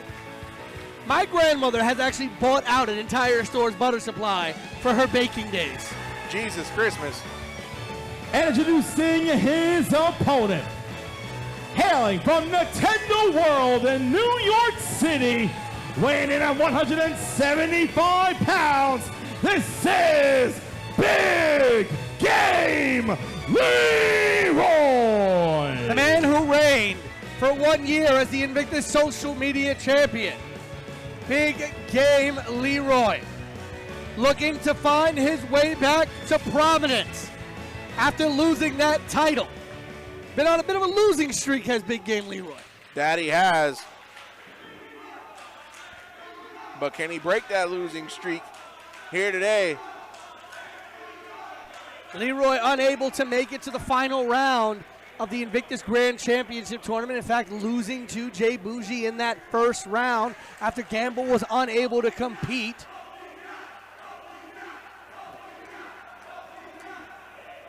Now these two men, As I mentioned a little earlier, Alphonse, these two men, a very long and storied history. Many people know that Big Game Leroy started as Leroy Green when he first started wrestling for the House of Glory Training School. And one of the senior members of the House of Glory Training School is, in fact, the mighty Monte, the man who now reigns as the House of Glory Cruiserweight Champion. That is very much indeed accurate, Pete. But you got to wonder, Leroy was prepared for MCM, and then it wasn't until this morning that it was announced that Montekia would be taking his place. You got to wonder what that's got to do for Leroy. He spent all this time prepared, and mind you, it's not just a regular match. That was a grudge match, a match he had been looking forward to for so long. And then at the very last minute now, somebody he's been preparing for weeks, months, now he's got to go up against Montekia. No matter how well he knows him, I don't think he's been watching Montekia footage lately. Yeah, but listen, he knows a lot about Montekia. He trained with Montekia. They were in that dojo together, the House of Glory training dojo run by the legendary Amazing Red and Brian XL. Yes, however, yes, they did train together in the dojo, but that was years ago. They have both since evolved tremendously. They both have. Then. But you gotta think, Monte made Big Game Leroy put the switch down. He told them, take this seriously. You know I'm not one to play games. We're here to wrestle. Let's wrestle. Let's take it serious today. And Big Game Leroy put the switch down. Well, for a couple of minutes. For the moment. Leroy saying, I wrestled.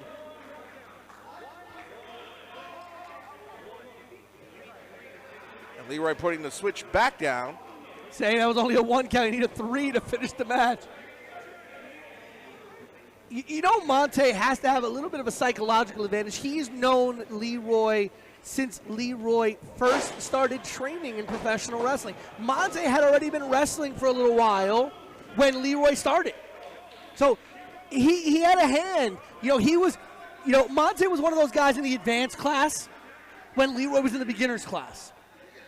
Fair enough. He's seen it all. And so, yes, Leroy not green no more. Big Game, leveled up. Has done some great things. Went one-on-one against Danhausen. 1 year as the social media champion here at Invictus. Has done some incredible things in his career since leveling up. But so has Monte. A New Japan debut. Reigning as the House of Glory Cruiserweight Champion. Facing off against men like Casey Navarro. How many standing waist locks and reversals are we going to see here? So someone gets an advantage. It looks like these two going back and forth, back and forth. Looks like a drill, right, almost. From the training days.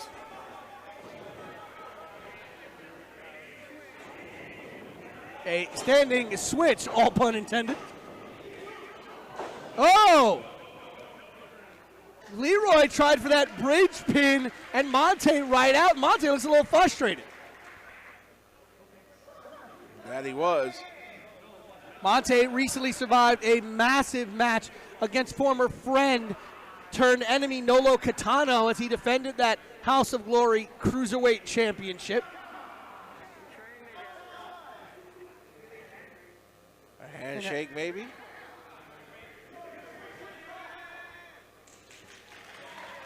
Up, sportsmanship. You love to see it. Apparently, Leroy is terrible at Mario Kart. Who's your go-to Mario Kart choice? Wario. What? You asked the question. I answered it. Terrible. Terrible.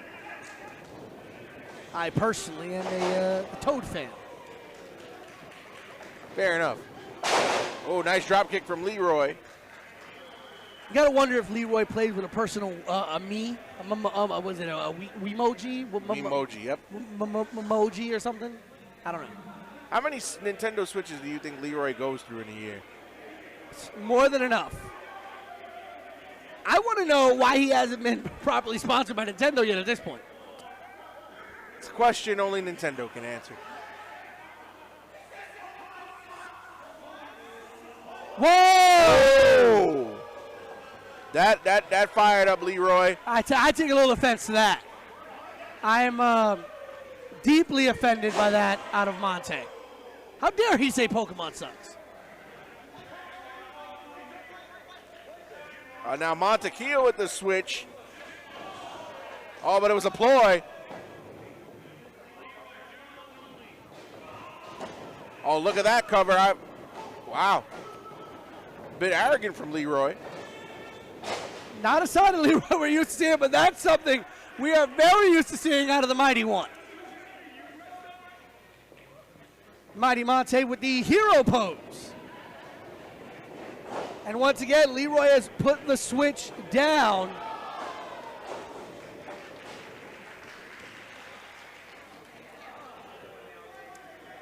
And Montekia has not yet been able to get any kind of discernible edge in this match. It's been a little back and forth the whole match. And here we go now. Montekia in control for the time being. Huge kick to the spine. Stiff kick to the spine.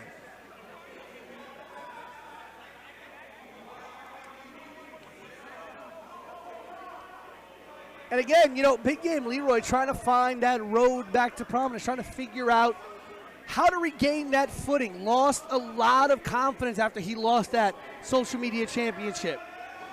And we've seen it not just with Leroy, but with Vicious Vicky. Sometimes you lose a title and you let that title define you. You don't know how to react after you lose a title, especially when you held it for so long. Covered by Monte. Only a 1 count. Even referee Nick Shin surprised at that. And like you said, these two have trained together, so for the most part, there's a little of Amazing Red in both of these gentlemen. Very much so. Both of these men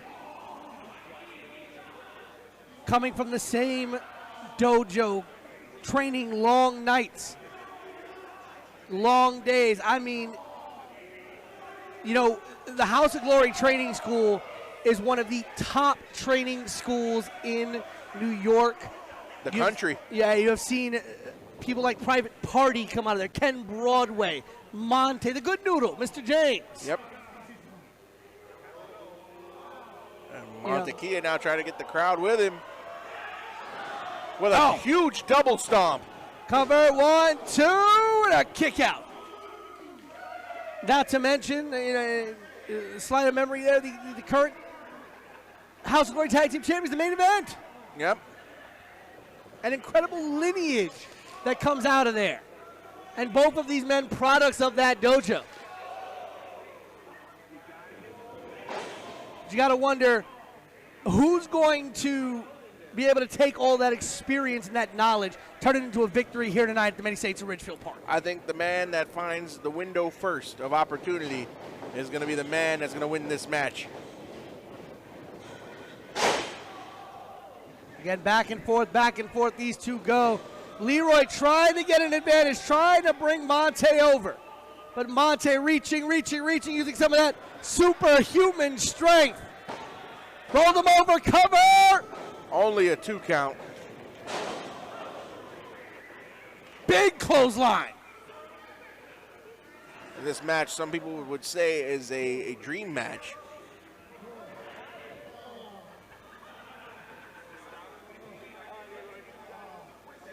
What a way to kick off the weekend here at the Mecca. Big game Leroy Montekia, as only Invictus Pro Wrestling can bring it to you. An incredible weekend of action kicked off by Invictus Pro Wrestling. The Many Saints of Ridgefield Park later tonight. Inferno Fight Club and the Fallout Shelter, a joint show here at the Mecca. Flying forearm smash by Big Game Leroy, but Mighty Monte, still some fight left in the smooth superhero.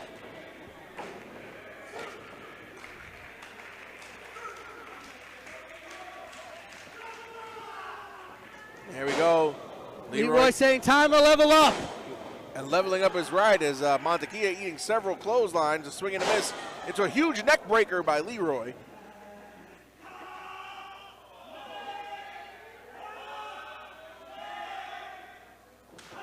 Kamehameha! Right into the corner goes Monte. And now here comes Big Game Leroy with a John Woo drop kick. Beautiful drop kick into the corner and a cover, but only a 2 count. About 2.5 there before Monte kicks out. It's going to take much more than that to take down Montekia as we go to a replay here from our good friends at GoPro Wrestling. Kamehameha, super effective, right into the corner goes Monte. Drop kick right to the side of the head, caught right in the eardrum. And now both men jockeying for position, trying to suplex the other.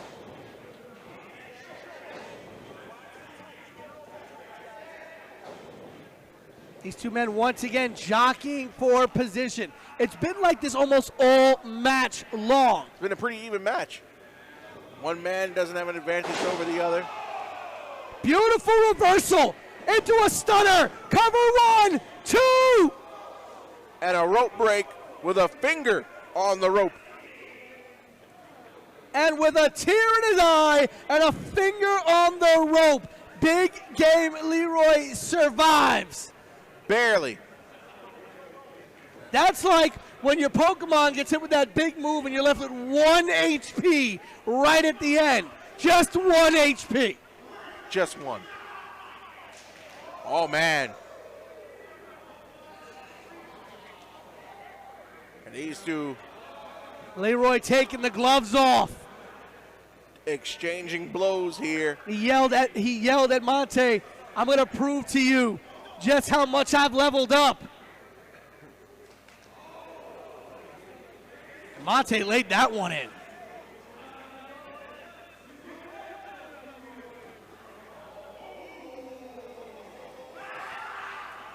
Oh, here we go. Said you just pretend to be a wrestler. Action fast and furious now. And Monte laying in the attack here. Chop after chop.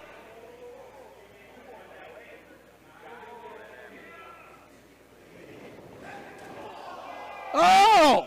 Cut him off. Leroy cut him off at the pass with a vicious forearm.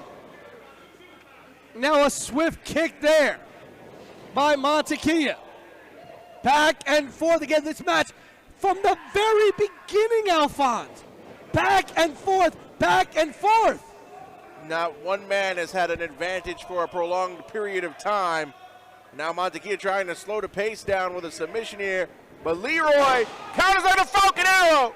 Cover 1, 2. And only a 2. Counters that submission maneuver into a Falcon Arrow. Thought it was over there. I thought it was over there too. Again, here we go. Counters the submission here. Look at how deep Monte had that locked in. Had it cinched in. Then up and over, beautiful Falcon Arrow. Definitely almost like that was a move out of Monte's playbook. Could have been. Leroy now, I think I know what he's going for. Setting up for that brutality, but Monte fighting out of it. And a plancha, an over-the-top rope plancha. And wasted no time. Followed Leroy directly out of the ring and went straight for that springboard plancha. He gave Leroy no time to recover there. And now Monte going to the high rent district, the top rope. Monte now, what's he thinking? What is the superhero that doesn't fly? And a beautiful bomb. A senton that would make Sean O'Hare happy. And only a 2. Kick out by Leroy. Fighting with whatever's left in the basement. But Leroy yet has not had any kind of prolonged activity in this match where it's looked like he's going to get a victory. He's got something left, but I don't know if that's enough to beat Monte tonight. These guys pulling out all the stops. Oh no, and now Montekia with the Nintendo Switch. And he's got one foot on the hand of Leroy. He almost stomped on the switch. Referee Nick Shin said, don't do that.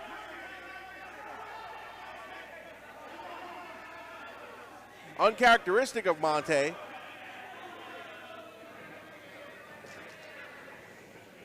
he's got the switch These two fighting over the switch here. It's like me and my brother over the NES back in the day when we were 4 years old. I fight anybody for the NES. And Leroy trying to get that switch out of the hands of Monte. Montekia let him have it. Let him have it, but at what cost? Leroy charges in, eats a super kick right to the face. Sometimes you got to know when to put the sticks down, and that's sometimes Leroy's downfall. Ooh, what a chop. Many will say it's what cost Leroy that social media championship. Leroy has yet to really turn it. He's talked about leveling up. He's had some big level up quality matches, but you know, the way he approaches it, it's still kind of playful. And maybe that's why some people tend to underestimate Leroy because of his demeanor. And what's he going? I think I know what he's going for. Not from the top rope. Oh no. Super brutality! Super brutality off the top rope. That's got to be it. Covered by Leroy. 2. And that Here is your winner, Big Game Leroy. It took a super brutality, Pete, off the top rope. As we see the replay. an avalanche brutality off the top, or as we call it, a super brutality. Right here, setting up Monte.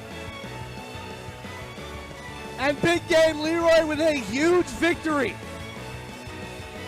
over one of his former training brothers here at Invictus. His first victory since losing the social media championship. Maybe this will be the win that Big Game Leroy needs to start moving in a better direction than he has been since losing that title.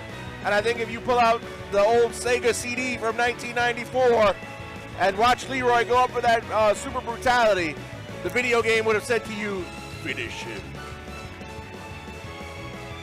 Big Game Leroy back on the winning track.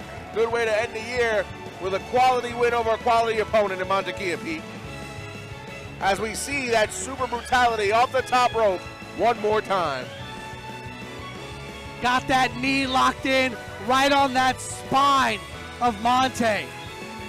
And the shock that goes through Monte just kept him down for that 3 count.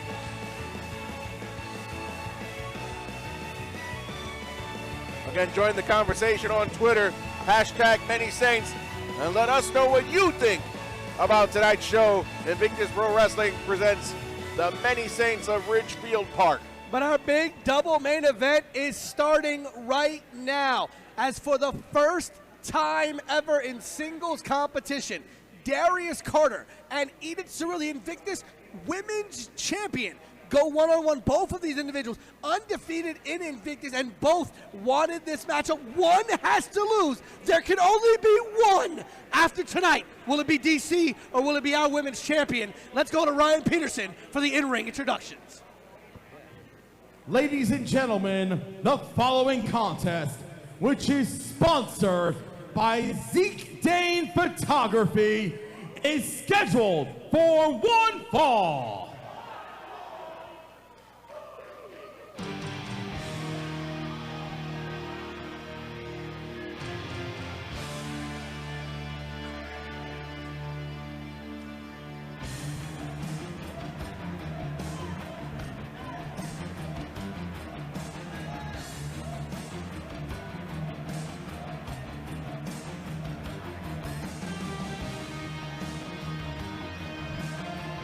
And the ominous notes of the Trans-Siberian Orchestra play in the Mecca as they have for time immemorial here in Ridgefield Park. Darius Carter, first, many would say that Mecca is a house that Darius Carter built, Alphonse. Weighing in at He's had plenty of 206 success in this building, pounds. He Without a is shadow of the a doubt. 2022 ECWA Super 8 winner. This is wrestling's richest prize and the All-Father, Mr. Darius Carter.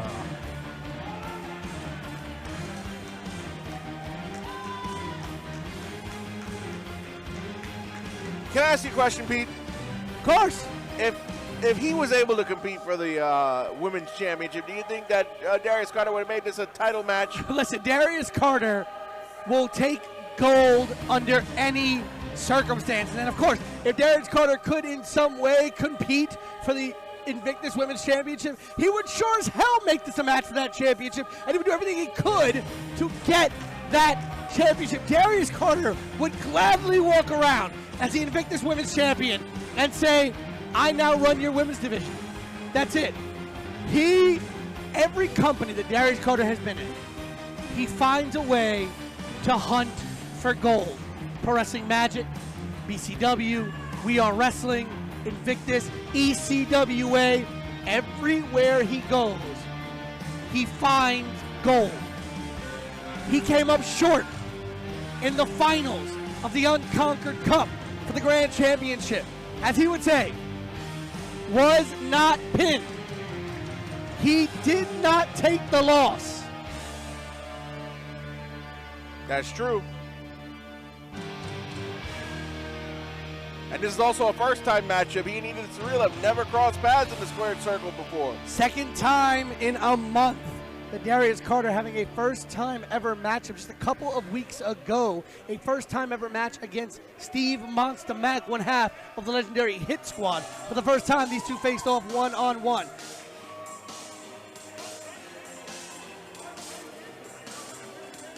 But tonight, his focus is none other than the Invictus Women's Champion, the Ephemeral Queen. Introducing his opponent, hailing from Philadelphia, Pennsylvania, she is the Invictus Pro Wrestling Women's Champion.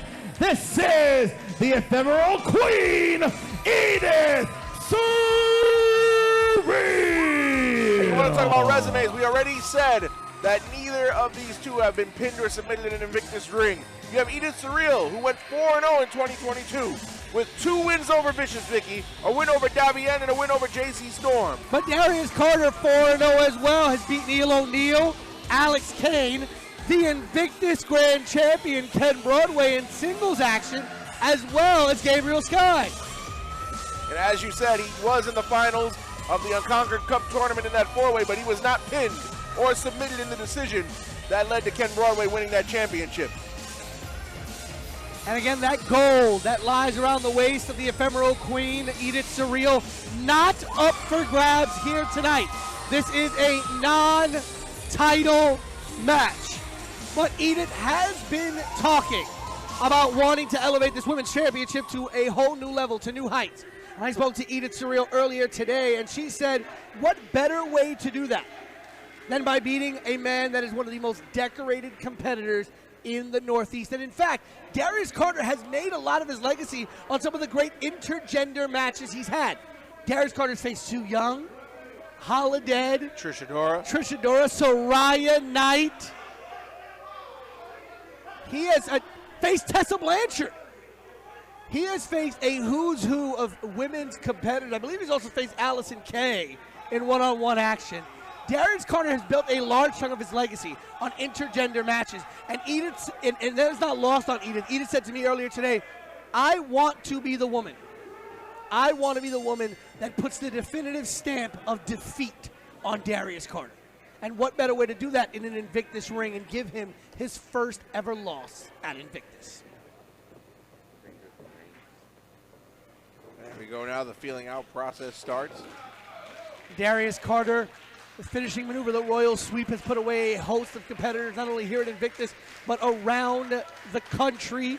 The Ephemeral Queen, you have to watch out for that Venus flytrap, that submission maneuver that won her the Invictus Women's Championship. Betting man's question, Pete. Who do you root for? Who do you think wins?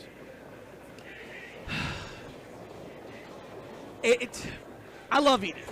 I do. I really do. I love a lot of everything there is to love about Edith Surreal. But it's hard to bet against Darius Carter with his resume. I have seen Darius Carter not only here at Invictus, I have seen Darius Carter for the last 6 years my career has been almost intertwined with almost every single stop on Darius Carter's road over the last 6-7 years. I have seen Darius Carter defeat men and women when all the odds were stacked against him. It's very hard to bet against Darius Carter. As much as I may not like him in the way that he does business, smart money is smart money. And I'm going to make the smart money play. If I was putting money, I'd put money on Darius Carter in this matchup. No disrespect to Edith Surreal. And I'm going to kind of have to agree with you only because Darius Carter is a type of competitor who loves a shortcut.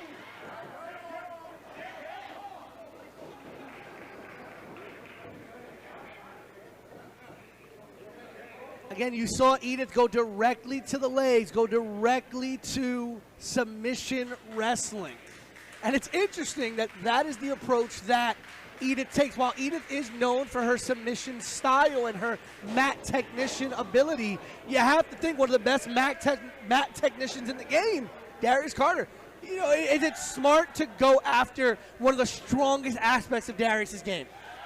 She has to, even though, and then you see we talked earlier about playing the body types, you got to play to your strengths too, but that's Edith's real strength is the mat game. She doesn't know any other style of match. And now look, that figure four focused right on the knee. Well, I'd argue a little bit differently there. Edith trained at the Chikara Wrestle Factory and was exposed to so many different styles of professional wrestling. You know, it is a known fact that, you know, you leave the Wrestle Factory, you're well versed in 5, 6, 7 different styles of professional wrestling. But I don't think it's smart for Edith to attack on the ground. I mean, Darius Carter is known for his mat-based wrestling. It's like going after Hoist Gracie and, you know, challenging him to a Brazilian Jiu-Jitsu fight. Right, at BJJ. Like, come on now. You know, you're not going to beat Chuck Liddell at straight-up wrestling. You're not going to beat, you know, Hoist Gracie with straight-up BJJ. You're not going to beat Severn with wrestling. You got to attack the weaknesses, not the strengths. That's true. And in order for Edith Surreal to have a chance to win this match, she cannot stay on the mat. What did Darius Carter do when he faced Alex Kane? He neutralized his shoulders. He neutralized his legs. What can you not do without shoulders and legs? You can't snap for suplexes. What is Alex Kane known for? His suplexes. Yep. Wait, but look at another submission. I think Edith Surreal's caught Darius Carter in a real precarious position. Look, I've never seen that look on the face of Darius Carter before. He's in agony. Not many people are going to be able to wrap up Darius Carter like Edith Surreal just did. As we see the replay. While this by no means is a pure competition, these two could almost wage one of the most beautiful and fantastic wars in a pure style match. That is correct. I'm going to have to agree with you there.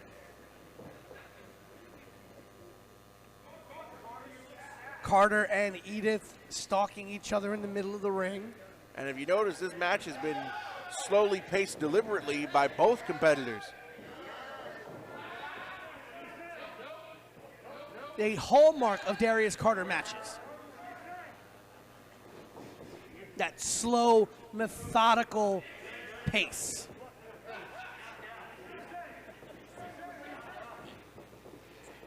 And now trying to put his foot behind the knee to drive Edith Surreal down, but Edith countered.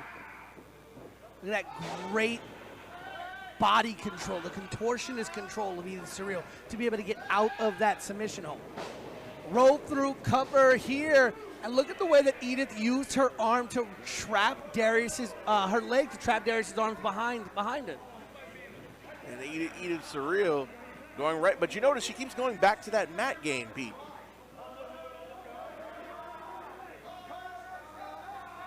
Oh!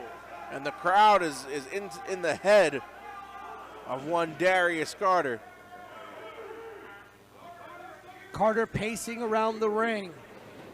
You don't see Carter usually this frustrated in the match. Nope, not at all. Carter usually the one causing the frustration in his opponents. Not so much the one usually frustrated by the actions of his opponent. Oh, and what? Wow, he put all his weight into that one, coming right down on the core of Edith Surreal. And right down the elbow and shoulder as well. Key components to her submission style. Oh, and now eye rake. I know Edith Surreal has that mask on, but And that was not an eye rake. well, not an eye rake, but he skinned the eyes with his boots there. You know, Carter's always going to have his own special twist to something, add a little disrespect to it. But Edith Surreal going right back to the submissions. On squeezing the nose of Darius Carter. Gotta love that little touch by Edith Surreal, reaching around the front, little honk right there. If she would have kept it class, he'd have to breathe through his mouth. Darius almost looking a little out of breath here. Very unusual to see this out of Darius Carter. Pardon me if I may say so, but I think that Darius Carter has perhaps underestimated Edith Surreal for whatever reason. No, Darius asking for a handshake from Edith.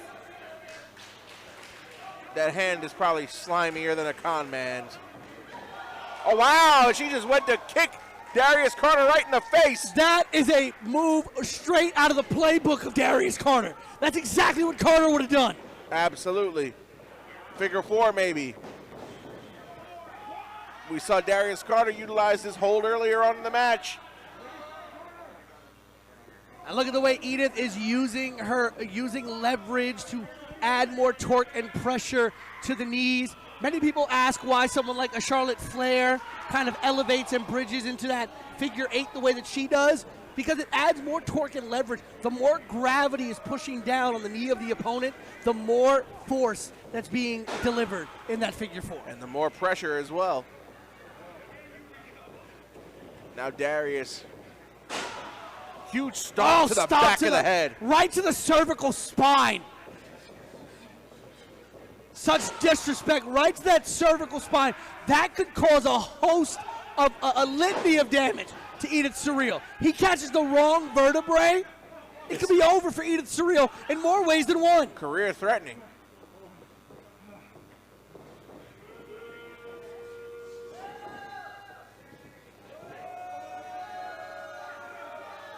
Grinding her face into the canvas now.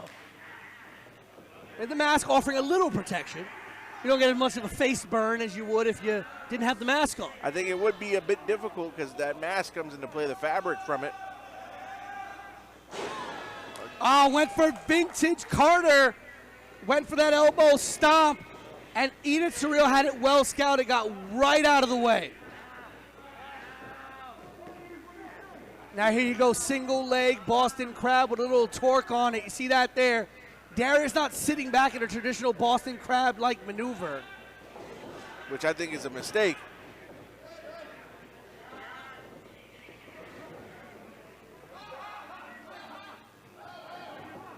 And look at this, some great submission wrestling here by Edith Surreal, locking the heel behind the knee. Darius going right for the knee, full force right into that left knee of Edith Surreal. That's one way to break that hold. And Edith Surreal favoring the knee.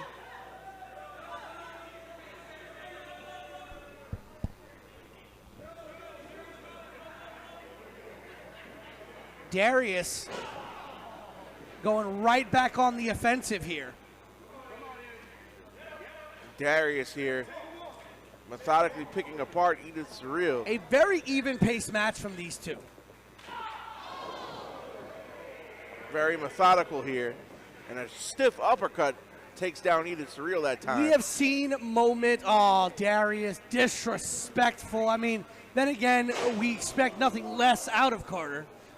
That is true.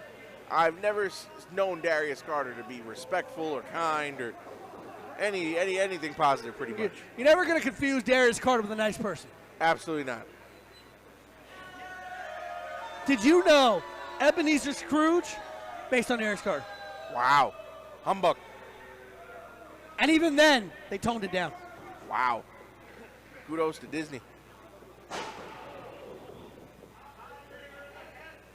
Darius Carter focusing his attack, his stomps to the head and cervical spine area. You saw earlier that stomp directly onto the back of the neck, that C3, C4. You know, those are the vertebrae that we have seen wrestlers have to retire because they had to get surgery on that C2, C3, C4 vertebrae, neck fusion surgeries. And he is repeatedly going back to the head and cervical spine of Edith Surreal. I just think Darius Carter wants to win, and he'll win by any means necessary. Oh! The torque on the spine. Torquing back on the neck and the C vertebrae, but also on that upper thoracic spine as well. Darius Carter, look how he's looking at Edith Surreal. The look in his face, it's like almost like as if he's crazed. Many would say that Darius Carter is a very crazed individual. And I would not doubt them in that claim.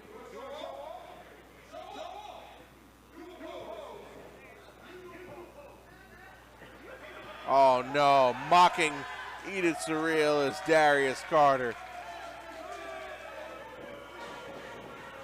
Edith going right to the knee again. Covered by Edith Surreal. Only a 2 count. Edith having a hard time getting to her feet, and Darius making sure she stays down with that chop block to the throat.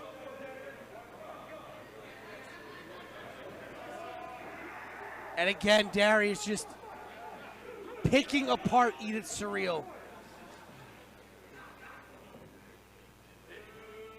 You're going to get your money's worth every moment in that ring. What was the legendary quote by the enforcer Arn Anderson? I don't do it pretty, I don't do it nice, but I do it well. Tying Edith Surreal's feet to the top turnbuckle. And now in the trio O position. But he's tied her foot to the top turnbuckle using the tag rope. Very smart and tactical of Darius Carter. Devious at that. You ever seen somebody utilize the tag rope as a way to tie somebody to the top turnbuckle? And technically, Pete, as a former official, I mean, I've never seen anything like that in a match, but it's not illegal per se. The tag rope's a part of the ring. It's not a foreign object. No, and referee Taylor trying to untie that tag rope, but I wonder. That's one way to get Edith up top. To the top rope with no lifting necessary. Darius. Oh, wait, he's going for the mask. Many people have wondered what Edith Surreal looks like. If this were Mexico, that'd be a disqualification. Going for that mask. He got a couple of strands untied. Oh, Darius fell into a guillotine on that top rope. And now Edith. Edith up top. Took a moment to gain her balance. Got that splash. Didn't get all of it, though. But did not get all. She didn't have all of her balance. She came off a little lopsided and did not get all of that splash on Darius. May have tweaked her knee on the way down. Also, I don't know if you realized it, she did hit the splash flush. However, she's so beaten up from that assault in the corner from being tied up that she couldn't capitalize and make the cover.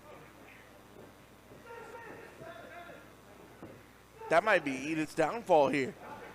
She probably could have had a chance to put Darius away. And what a mark that would have been, not only for Edith Surreal, but for every person who has stepped in that ring with Darius Carter. Incredible matchup. Here is part of our huge double main event at the Many Saints of Ridgefield Park. Edith Surreal, Darius Carter, both of them 4-0 here at Invictus Pro Wrestling. Tonight, one will lose. For the first time at Invictus, one of these two competitors will walk away with a loss on their record. That is correct. Just the question is, who's going to be the loser? Edith Surreal in control for the time being.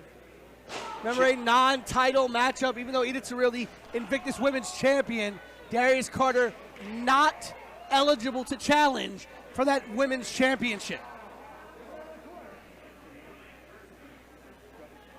Darius Carter. Oh, he swung and missed. Looking like Aaron Judge in this year's playoffs. Swung and missed like the Giants and every free agent they've gone after this year. Except Michael Conforto. Yeah.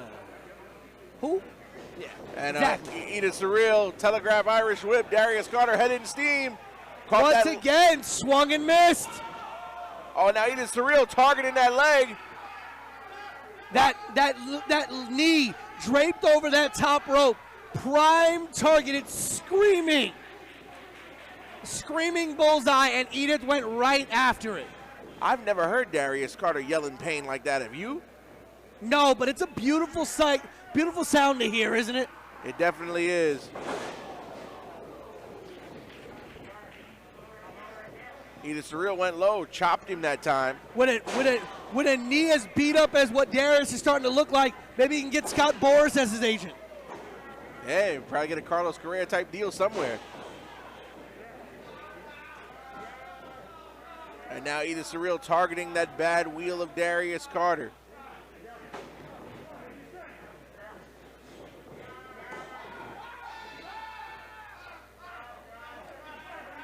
Darius Carter once again in peril. The knee cinched around the forearm of Edith Surreal. The heel being pulled back to add more torque. Darius Carter calling for the ref. Got to the rope. That was the only way that hold was getting broken. Him getting to the ropes. Once again, the first of our two big main events here at Ridgefield Park, and the many saints of Ridgefield Park, the final Invictus event of 2022. Check out all of the shows at the Invictus Library live on IWTV. If you are just watching for the first time, make sure you catch the 2022 Jersey Journey live on IWTV. Catch up on everything Invictus. And a drop kick while Darius tripped over Come the ropes on, there. this might be it. Only a 2 count. And both of these warriors wounded as this match wears on. The faithful here in the Mecca trying to will these two on. A war is going on here between Edith Surreal and Darius Carter. Again, this is not, went for the melon baller, it looked like. That straight jacket DDT that Edith Surreal has used so many times to finish opponents with. Darius, oh, beautiful, beautiful roll through. But he's got a handful of tights to Darius, only a 2. Death Valley driver position maybe. Oh my goodness. You almost have to think some of that impact went on to Darius as well. Darius' head and neck. Cover on Edith Surreal. Will this be the first loss? No, rolled through by Edith.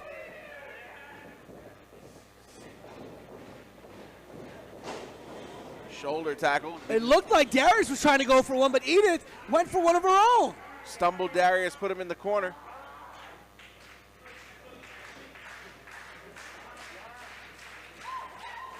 Edith Surreal now stalking Darius Carter. Darius, glassy-eyed, does not know where he is. It is not often that you see Darius Carter this off kilter. Beautiful flying bulldog. Edith Surreal looking to go 5-0. And what a maneuver that bulldog was, but still only good enough for a 2 count. And it looked like Darius Carter kicked out on instinct that time. Darius Carter has no idea where he is. He may not even realize he's still in Jersey. Look at this here. Almost like a pounce-like maneuver.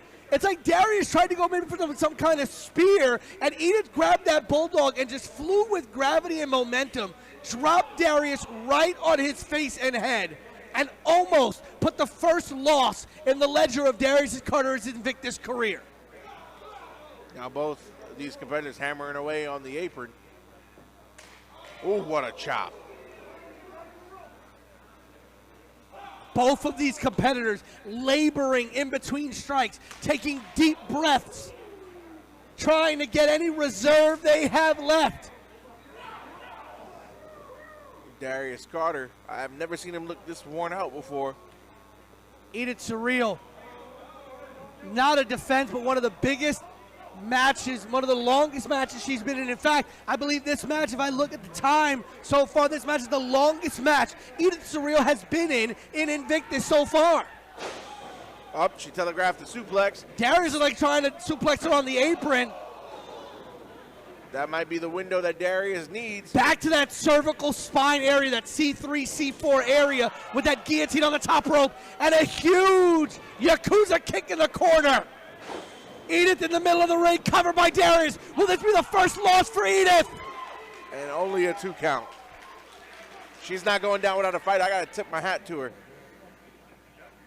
But say what you want about Darius Carter. His offense tonight has been structured around the attacking of that C2, C3, C4 cervical spine, those vertebrae. The same vertebrae we've seen careers ended with neck fusion surgery. So many times we have seen wrestlers have to walk away because of cervical spine injuries. And Darius Carter's entire offensive tactic tonight has been to disrupt the cervical spine of Edith Surreal in this match.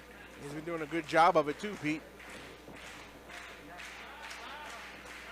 But not good enough to put Edith Surreal away. Edith Surreal has been able to kick out of everything. Darius is like he's maybe trying to set up for the royal sweep here. We've seen that maneuver end countless matches.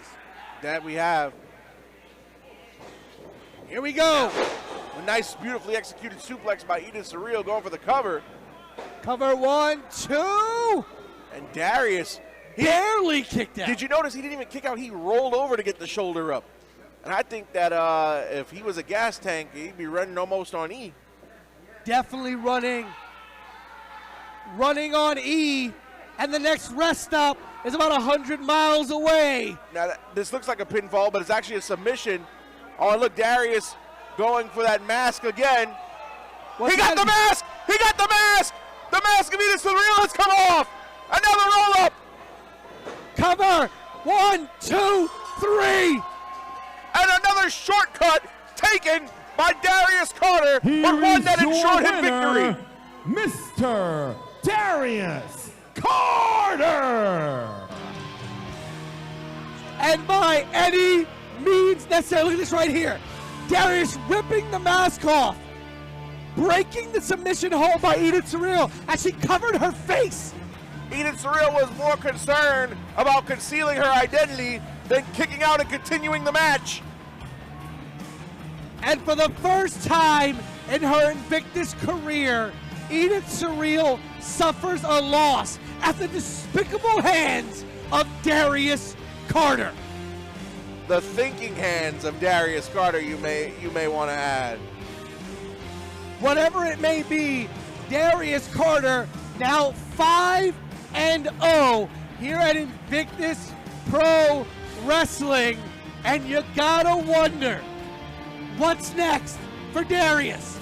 But I've also got to ask, has he given the blueprint on how to beat Edith Surreal to the women's division now? Listen, I saw Vicious Vicky walk by when she saw that finish happen.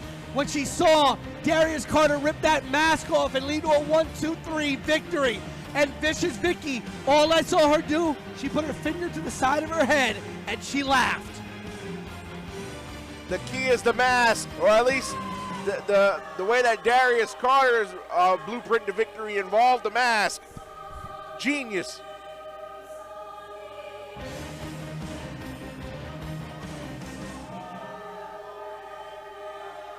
Ladies and gentlemen, your winner of this intergender first time ever matchup between two undefeated, Darius Carter.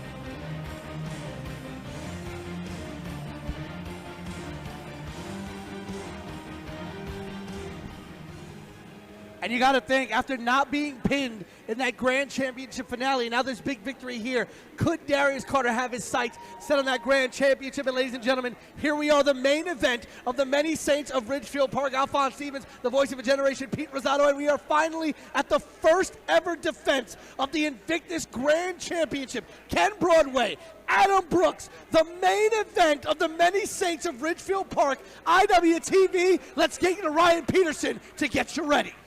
Ladies and gentlemen, before we go into our main event this evening, first of all, we'd like to thank each and every single one of you for coming out this evening and checking out Invictus Pro Wrestling. And for all of you watching live on IWTV, we thank you for tuning in to our final event of 2022. And make sure to follow us on all of our social media accounts, because we're coming back in 2023. So, ladies and gentlemen, who's got time for one more match? I know I do. I know it's been a long day, folks, but I'm going to say it one more time, okay? Who's got time for one more match? Then, ladies and gentlemen, live from Ridgefield Park, New Jersey, and live on IWTV, this is your main event of the evening, scheduled for one fall, and it is for the Invictus Pro Wrestling Grand Championship.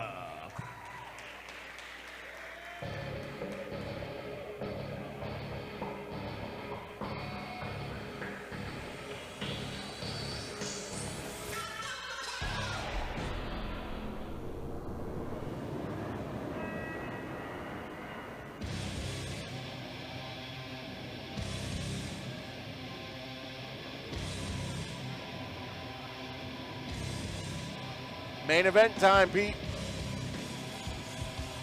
The first ever defense of the Invictus Grand Championship, and what an opponent to defend it against.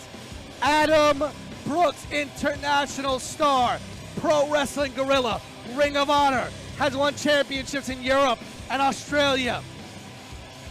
And in his first official Invictus contest, he was part of a scramble match and part of our first crossover event with Test of Strength Wrestling. United We Fight won, but now in singles action, the loose edge. Look at him. Different than we've ever seen him. The body's different. The mindset is different. Spoke to Adam Brooks earlier tonight, and he said, you know, I'm coming with a different purpose. I'm not just coming to wow everybody. I'm not coming for the great highlight. I'm coming for everything that everyone said has ever been at the edge of my potential. Potential, I'm done with. Now it's time for results. And he might just walk away as the first ever man to defeat the Invictus Grand Champion. However, the Grand Champion, this is his first title defense in Ken Broadway. He won that title at the Unconquered Cup in Bronxlandia. We were both there. He went through a grueling one-night tournament, 2 matches, 1 singles, 1 fatal 4-way. And a hard-fought effort resulted in Ken Broadway becoming the first ever Grand Champion. And there he is.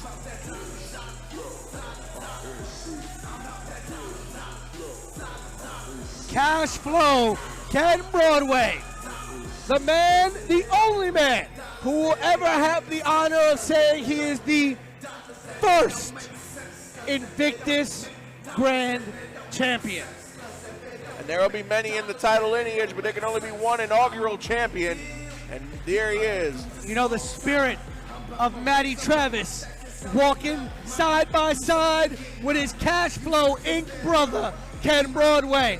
Ken Broadway won that Grand Championship, as you said, in the Bronx, in Bronxlandia, the home of his longtime friend and brother and tag team partner, the dearly departed, never forgotten, gone well before his time, Matt Travis.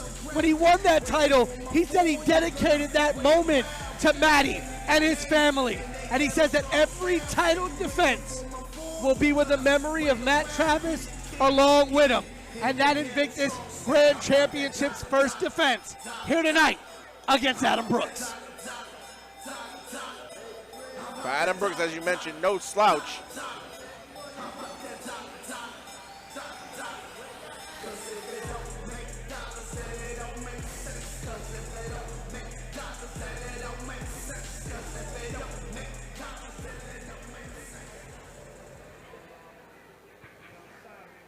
And when the bell rings, the man in command of the action, Senior Invictus Pro Wrestling official, Mr. Nick Shin. Nick Shin trying to pocket the money. Introducing first, the challenger. I'm just kidding.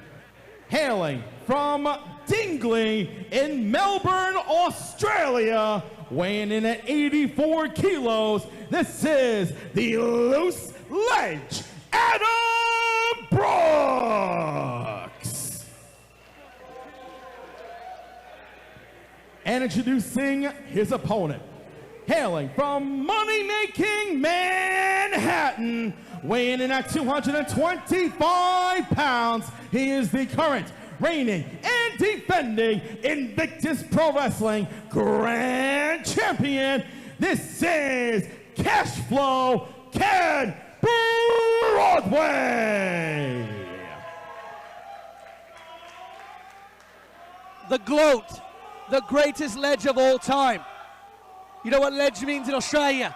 What does it mean? He's a legend. He's a legend in Australia. Look at the career of Adam Brooks. Man has been in the ring with Mecha Wolf 450, Keith Lee, Will Ospreay on multiple occasions. Takashita just this year. They call him the greatest ledge of all time, a legend in Australia. That's what Adam Brooks is. And Adam Brooks looking to take that legend here to America by becoming the second ever Invictus Grand Champion. You know who's not the greatest legend of all time? Randy Summers, that's who. Oh, boy. And here we go. Ken Broadway, Adam Brooks.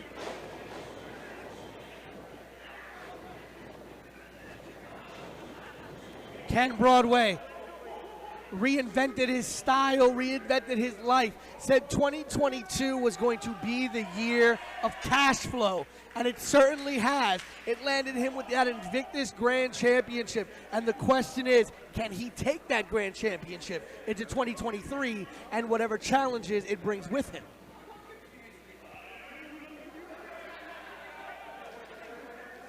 We're hoping so. As Ken Broadway, he had a lot to say after he won that that Grand Championship. He got on the microphone after the match, promised a lot of things. It's the era of cash flow here at Invictus. But Adam Brooks, no slouch, world-traveled competitor. He said in the ring on 3 separate occasions with Will Ospreay. Will Ospreay has said that Adam Brooks is one of the most underrated and underheralded competitors he's ever been in a ring with. That's some high praise. When the man who is the New Japan Pro Wrestling United States champion says you're one of the most underrated wrestlers he's ever been in the ring with. Come on now. High praise indeed. Adam Brooks again in only his second Invictus contest. And you got to think, the resume's got to be something. If in only your second official Invictus match, you're getting a shot at the Grand Championship. That's very true. You know, it's not PJ Savage, it's not Ben Bishop, it's not Darius Carter, it's not any of the established Invictus stars. Adam Brooks with that world-traveled resume getting the first shot at the Grand Championship. And what a loss it would be for Ken Broadway to lose, not only losing the title in your first title defense, but now the title goes to Australia.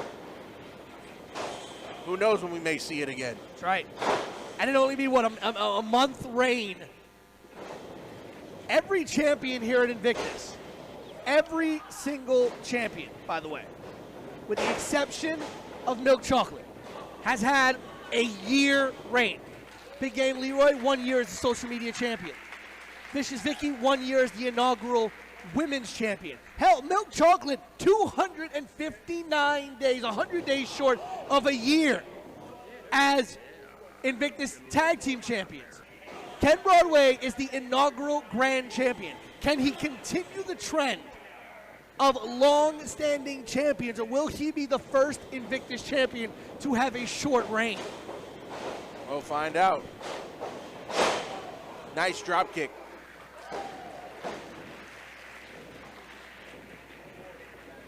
You see Big Game Leroy out here watching this match, watching a man that he used to team with, that he used to learn from in Ken Broadway. Talk about Big Game Leroy having leveled up. Ken Broadway has leveled up in the last couple of years. There's such a different focus, a different drive on Ken Broadway than we saw in the very beginning. In the very beginning of his career, Broadway was just content to get in the ring with people like Adam Brooks. He was content just to have the match. Now, he's no longer happy with just having the match. He wants to win those matches. He wants his name to be in the same ledger as Adam Brooks, as all of these stars that he's been in that ring with. And this would be an impressive win on the resume of Ken Broadway as well. Defeated Darius Carter, Jay Bougie to win, and TJ Crawford to win that grand championship. Oh! And Ken Broadway went for a plancha that time over the top rope, and he came down and ate a forearm. There's a reason he is called the loose ledge. The legend with a couple of screws loose. But look at this one right here. Saw out of his peripheral vision. Broadway coming for that plancha, just caught him. Caught him with a vicious forearm shot. Oh. And again, being reprimanded by referee Nick Shin. Not that Adam Brooks cares. A kick. That was a penalty kick that make Pele proud. R.I.P. to the GOAT.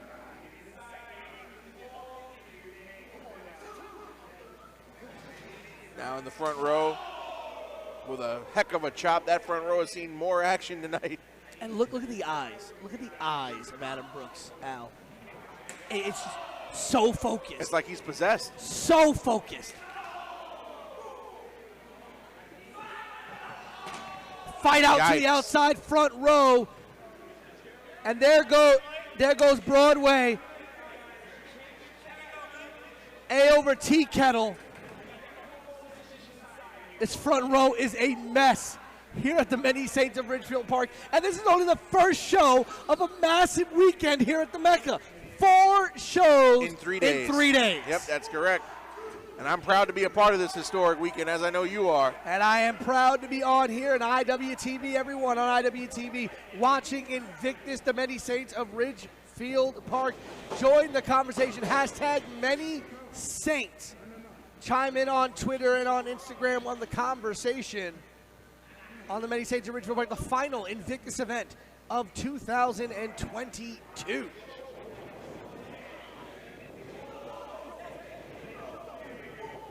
Knee strikes to the side of the head of Broadway, going right to the eardrum.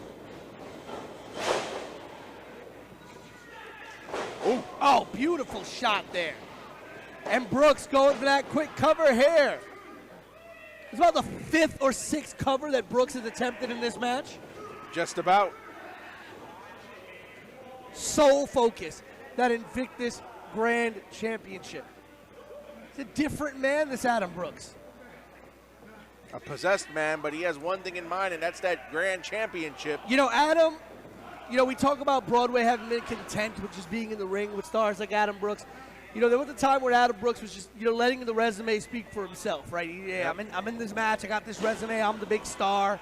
But what Brooks started to realize, he told me earlier today in the locker room, what Brooks started to realize was, he wasn't getting looked at the same. People wasn't realizing anymore what the resume was. And he felt like he has to prove himself all over again, especially to the American audience. Oh, Broadway, roll through cover there, tried to steal one. Oh, but what a stiff kick from Adam Brooks. And you see the way the body contorted.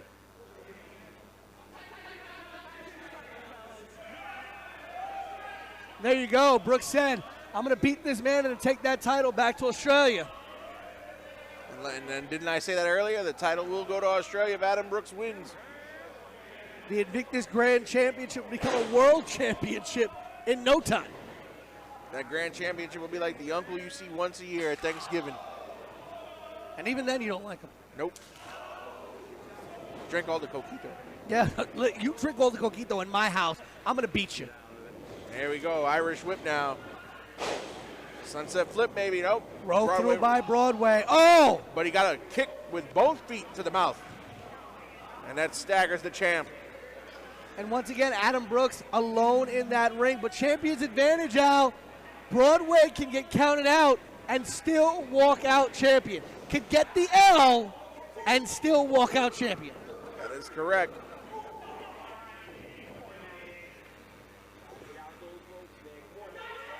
Oh my goodness, the knee right to the back of the head. Broadway's on Dream Street. You can tell, look at the look in his face. His eyes are glazed over. He's been taking a beating this match as we see the replay. Look at his knee. 4 knees straight to the face. Now Brooks gonna fly. Broadway caught him. Broadway caught him.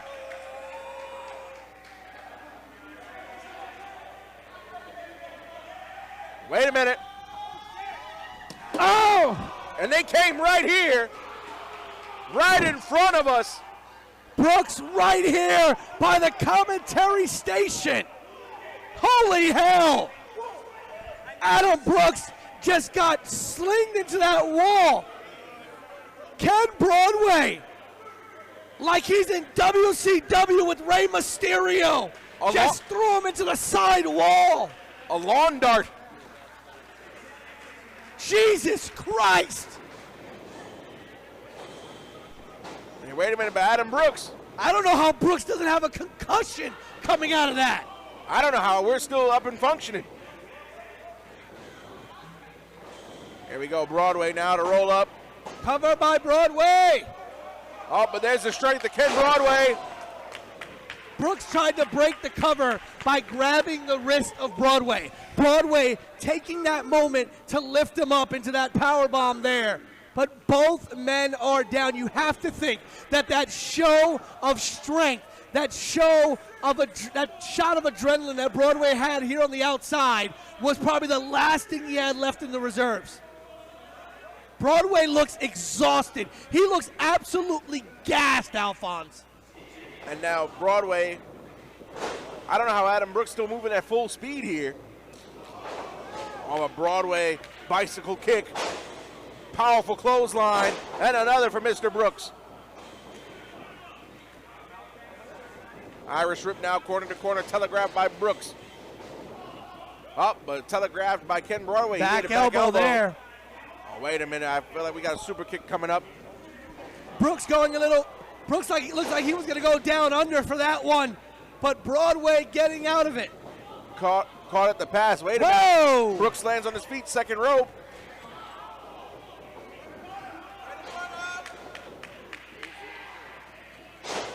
Oh, into a code breaker.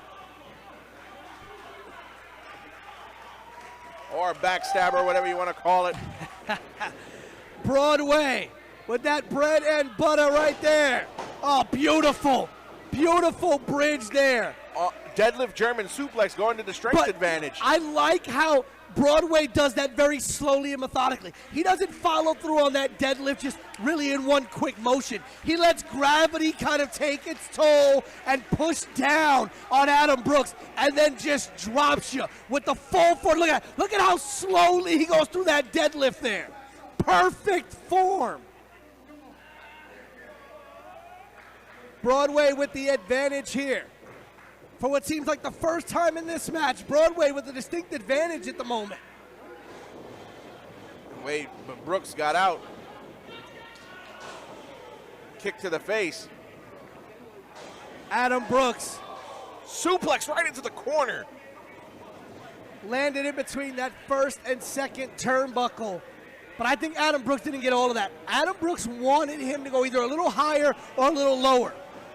And wait, Adam Brooks, he flew, took to the sky that time and didn't get caught that time. Adam Brooks flying like the one Southwest flight that hasn't been canceled. And that front row has seen more action today than a lot of teenage boys have seen in a year. Oh, hey-oh. And here we go. Brooks going up top, missed that double stomp. Trade-in shots into Guri by Broadway. Off the ropes now, and Enziguri given right back by Brooks. And Broadway once again on Dream Street. Swing and a miss, swing and a miss. Double clothesline, they both had the same idea there, and again, a double clothesline. Third time, both men are down. These two men giving it all for the Invictus Grand Championship. Your champion, Ken Broadway, your challenger, Adam Brooks.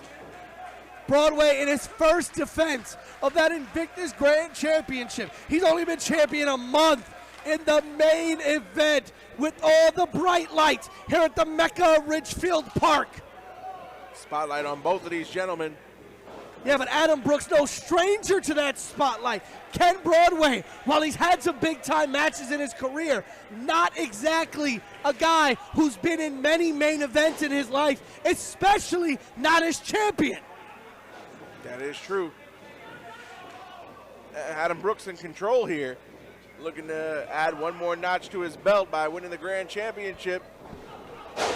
Oh, but what a clothesline from Ken Broadway that took Adam Brooks' head off. You heard that all the way. It's South Jersey there, covered by Broadway to retain the championship. But only a 2. Look at this here. It was like a gunshot out of Broadway. The momentum coming off the ropes turned him inside out like a clothesline.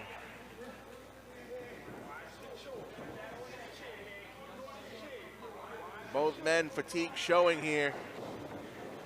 Roll up now by Brooks. 1, 2. Only a 2 count. Almost second away from having a new champion there. And that's what Brooks wanted. With that exploder into the corner, you want to jam that neck into the turnbuckle. That's what causes a little bit of a jarring motion to that spine. The first time when he went for that exploder, Broadway's neck right in between the turnbuckles saved him. Oh, innovative maneuver there by Brooks. Ooh, what a forearm. Sliding forearm. Cover by Brooks. Only a 2. Once again, moments away from becoming the new Invictus Grand Champion. What a moment this would be for Adam Brooks, a man whose career was derailed. His career momentum was derailed by the pandemic. And I mean, a lot of people could say that. But when you're stuck in a foreign country and you're not able to come to the States and wrestle, and you're not able to wrestle even in your home country, Adam Brooks' momentum was completely derailed by the pandemic. Winning the Invictus Grand Championship, what a kickstart that would be.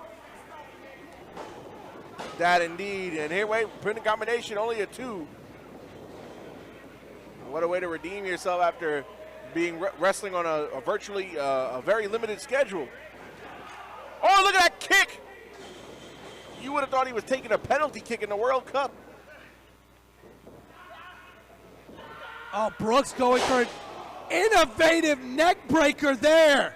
And I think that one hurt Adam Brooks. Cover! I think that one hurt Adam Brooks almost as much as it hurt Ken Broadway. I mean, Ken Broadway is not a little guy by any means, a big boy. Big, beefy boy is Ken Broadway, and all that weight coming down on the knee of Brooks. Sometimes when you use maneuvers like this, like a neck breaker and a back breaker, you're bringing all the weight of your opponent down on your leg, your knee, that quad. You can easily snap a tendon. You can easily hurt yourself. Went for that stomp. Slam there by Broadway to retain the championship. And only a 2.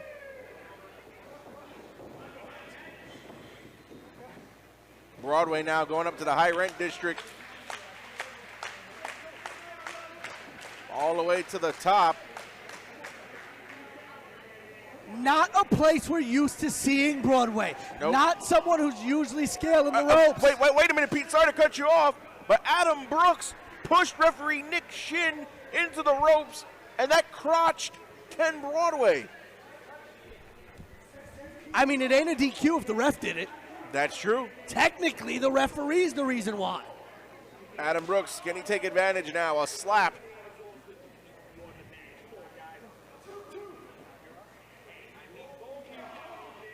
Now, this is a place where Brooks is very familiar. Up top, up on the ropes. The loose ledge. I see a superplex. A superplex that shook the Richter scale, and Brooks held on. And Brooks looked like he was going for a second one. Wasn't able to get it. All looks like he was going for that baby Mount Everest. Wasn't able to get it. Backstabber. Only used one leg. Only used one leg. What's this? A pile driver that Memphis would be proud of. Cover 1, 2. No. And Broadway got the ropes. You have to think if Broadway had not been that close to the ropes, we would have been crowning a new Invictus Grand Champion here tonight. Now, I agree. Let's see the replay with that pile driver. Dropped them like Lawler did Kaufman. Right in the Mid-South Coliseum in 1984. Adam Brooks. Both men have got to be winded, Pete. Oh, both men are beat. But when you're in the main event, fighting for the Grand Championship of Invictus Pro Wrestling, it doesn't matter how beat you are, doesn't matter how tired you are, you keep fighting until you get a victory, one way or another. Adam Brooks might be going for another pile driver there on the apron, but a kick from Ken Broadway. Autumn German on the apron! Goodness gracious. And you see the way that Adam Brooks' body's folded up like an accordion. Folded Adam Brooks up on the apron.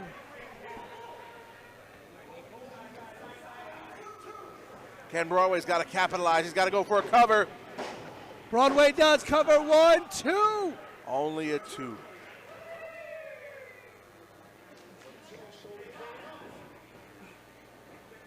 Going up back to the top. The last time Ken Broadway was there, it didn't pay off. Oh, and it doesn't pay off again. He just crashed and burned. Adam Brooks with a running drop kick. They call it high risk for a reason.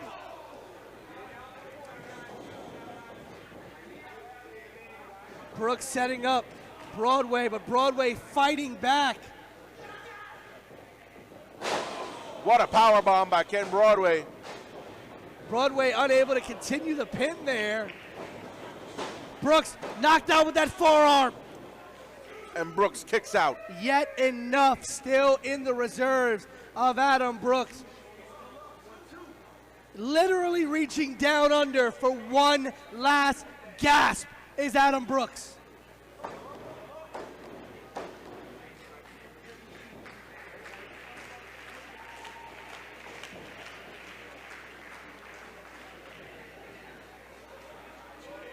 Oh, look, Ken Broadway went for that moonsault, and for the third time in the match, he went to the high rent district, and it didn't pay off. Again, not something that Broadway is very comfortable with. He can do it, but it's not his bread and butter. Brooks might be a new champion right here. Maybe. And that tornado DDT only got him with a 2. And these two gentlemen pulling out all the stops. That's how bad they want the Grand Championship. Oh, and a senton! But Ken Broadway got the knees up. Going for that swanton bomb, but not enough. Oh! A headbutt What on the an way down. innovative counter! I've never seen counter by Broadway. I've never seen that before. A buckle bomb. Full Nelson, no. Into a Baby Mount Everest! Cover! And that's it! The Baby Mount Everest Ladies and gets gentlemen, Broadway the here's your victory! winner and still Invictus Pro Wrestling Grand Champion, Ken Broadway. And the reign of Broadway, the reign of cash flow in Invictus continues on in 2023. An absolutely innovative counter there. Is it safe to say, Pete, that this match is going to go down in Invictus history as one of the all-time I classics? definitely think it has to be that buckle bomb, followed by the Baby Mount Everest there. Folded Brooks up, but that headbutt counter. What a maneuver to cut off the momentum of Adam Brooks. Ken Broadway put himself at risk to get an upper hand in the match. What a way to end 2022 in Invictus Pro Wrestling.